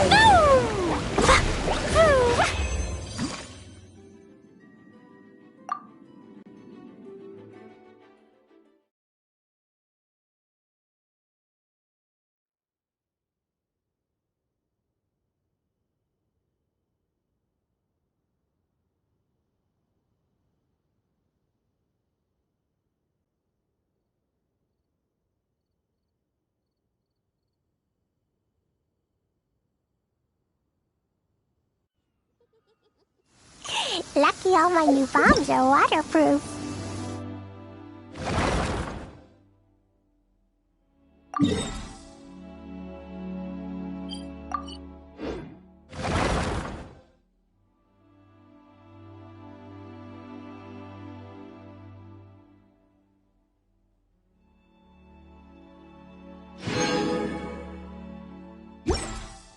These bombs, so heavy.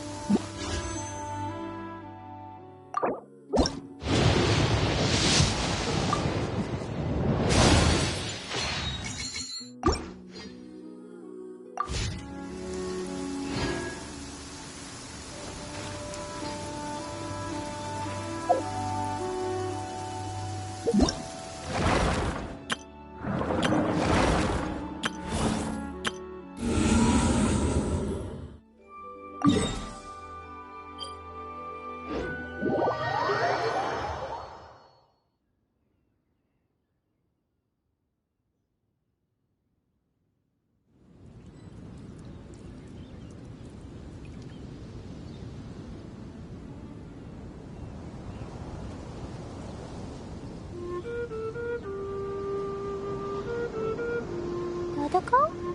Dodoko, where are you?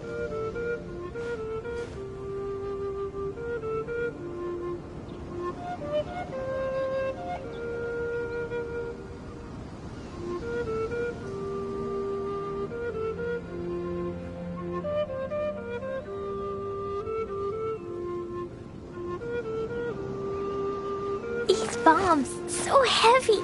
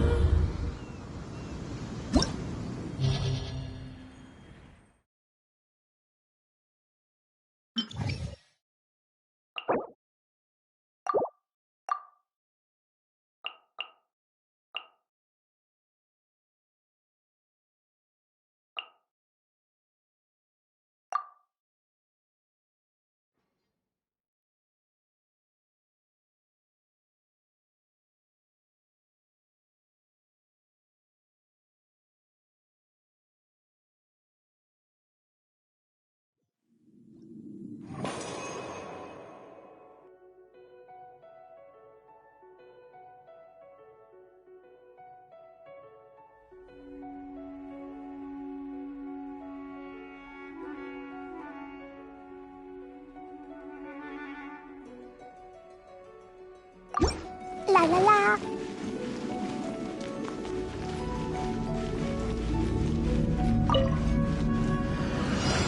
Yeah. Woo! Jumpy dumpy go! Woo!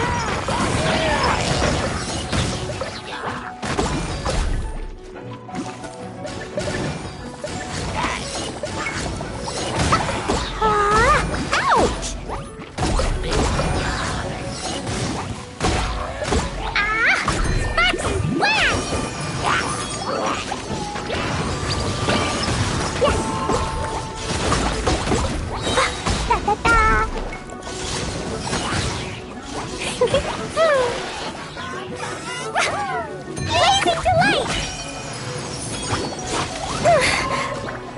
Boing, boing, boom!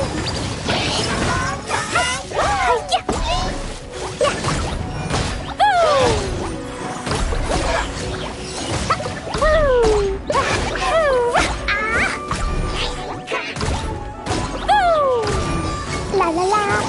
Woo! La la la! Sparks and splash! Hi-ya! Boom! Ah!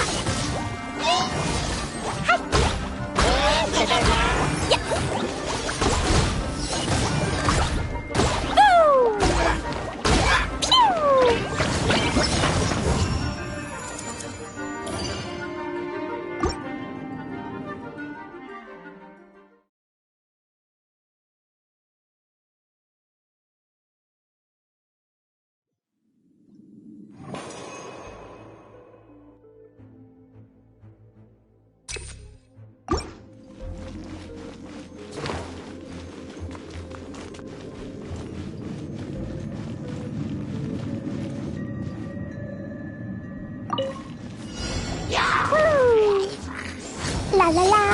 Boing, boing, boing. Yeah.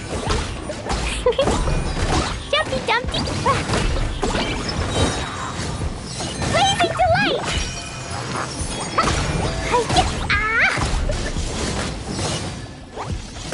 Enhanced animal module 7, stand clear. Animal test 6 degree.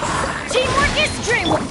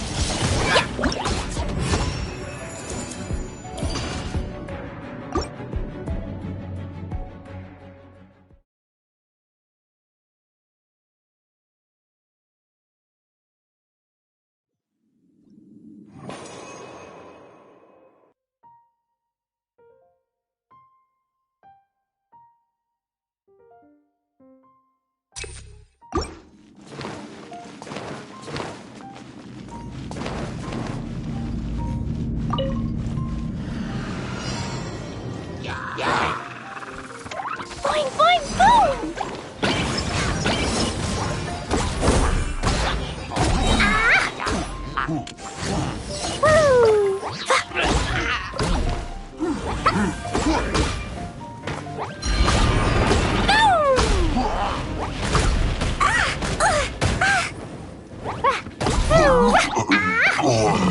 La la la! Pew! Roll them all up!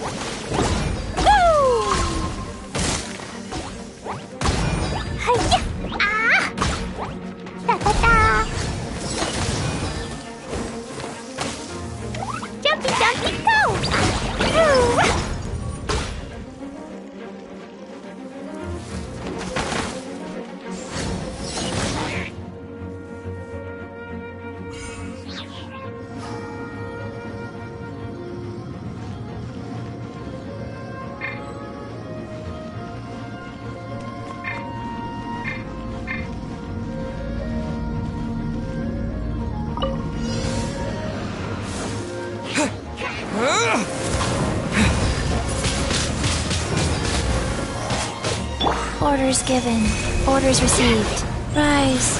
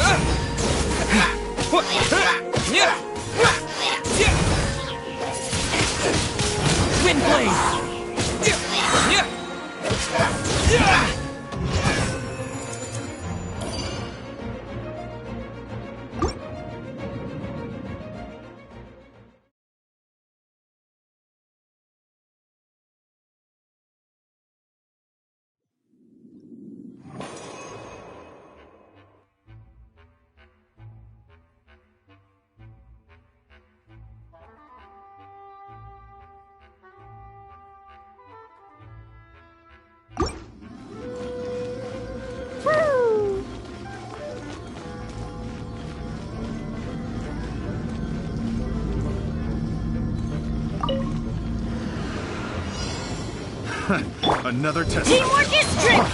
Freeze! Fine, fine, go! Jumpy, jumpy, go! Freeze!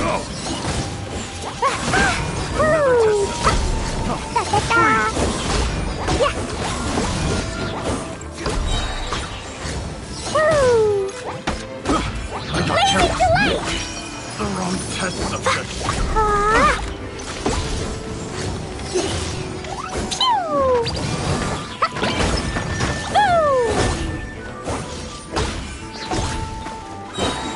La la la, throw them up!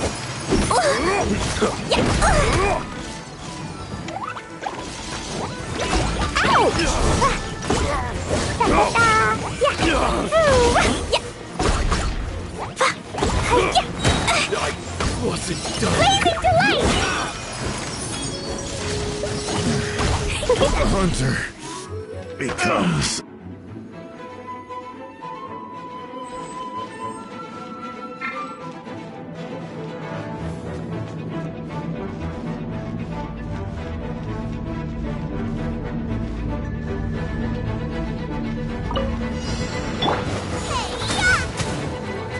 Go. Disappear!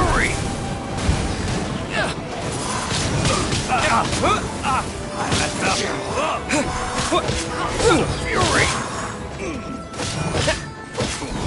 Come again. Let it rain. Go, go, Baron! Tool! Place my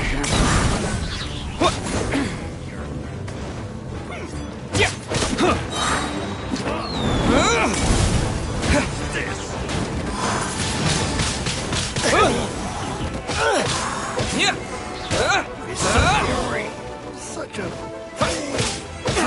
cry.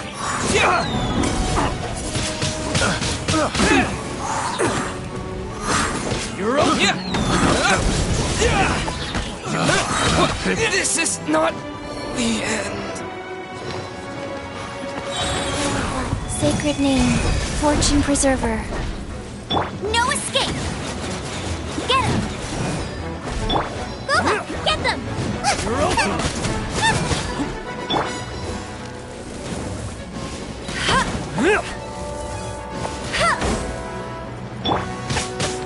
Dodge this! House of Fury!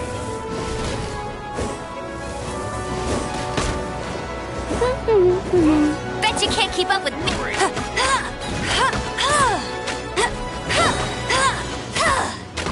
No one escapes my sights! You're open.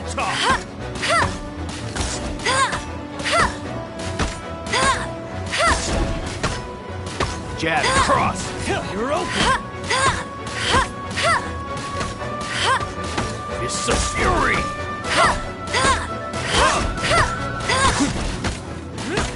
There's 2 to go! Get him!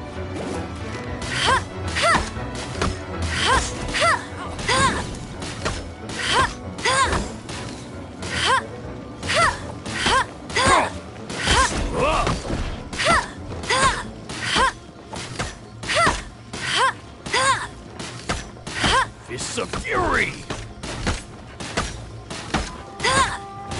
You're open!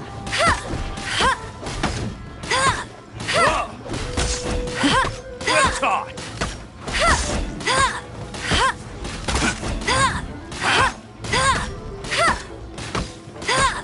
It's a fury!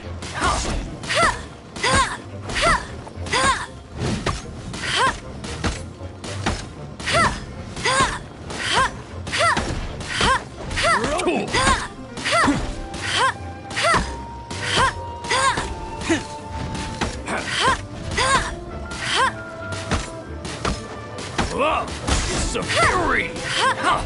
Well caught! Go, Baron Bunny! Eat this! Nice and spicy! Go, don't want to be sealed back up.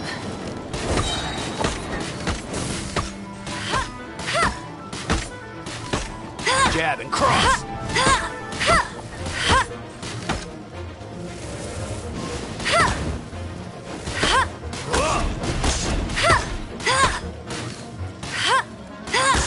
You're open!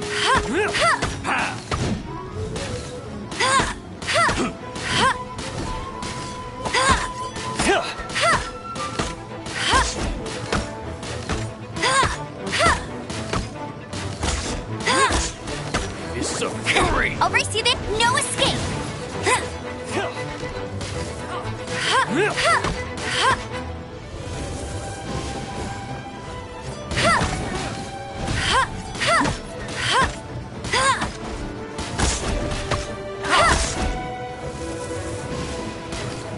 Cool!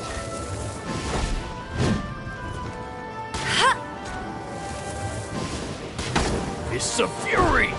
Get him! Ha! You're open! How's...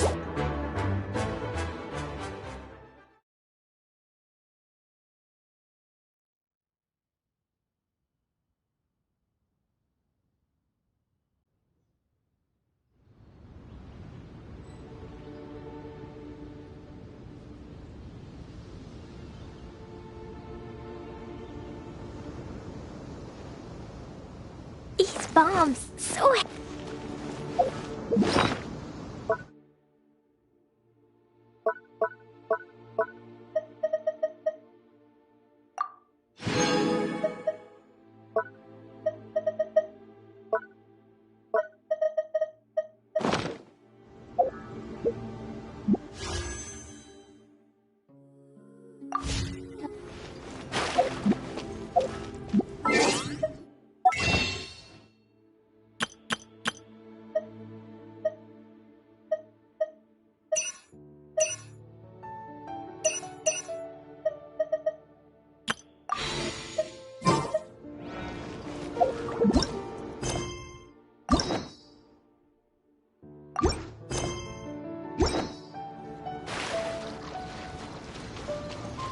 la la la.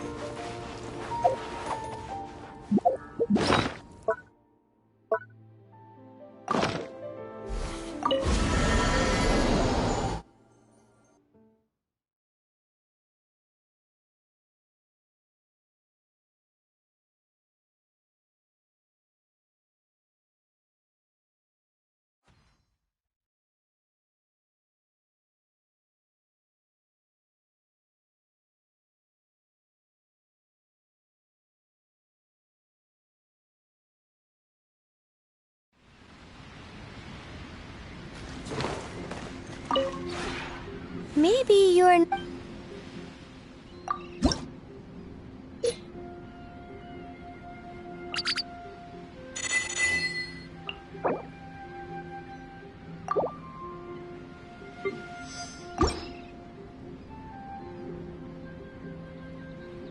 If you ever...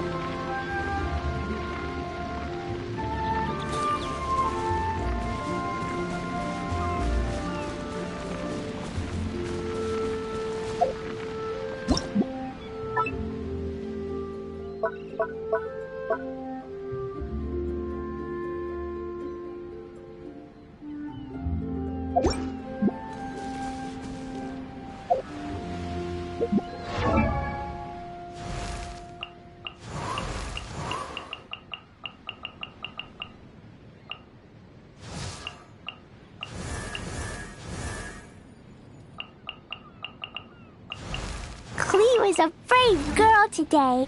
I found a really weird-looking lizard. Want me to show it to you?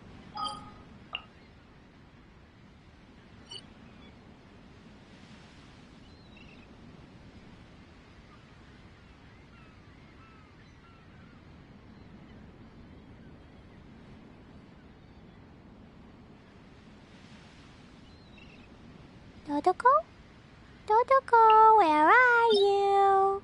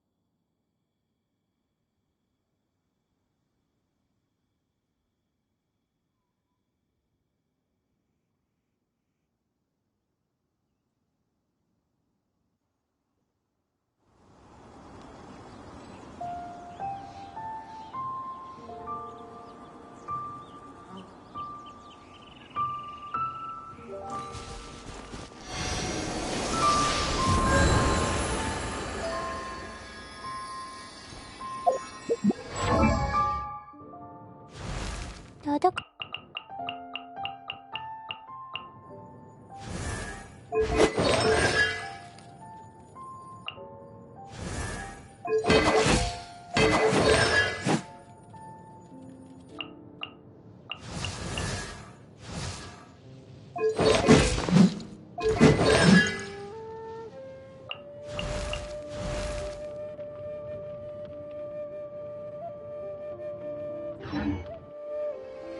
These bombs, so heavy.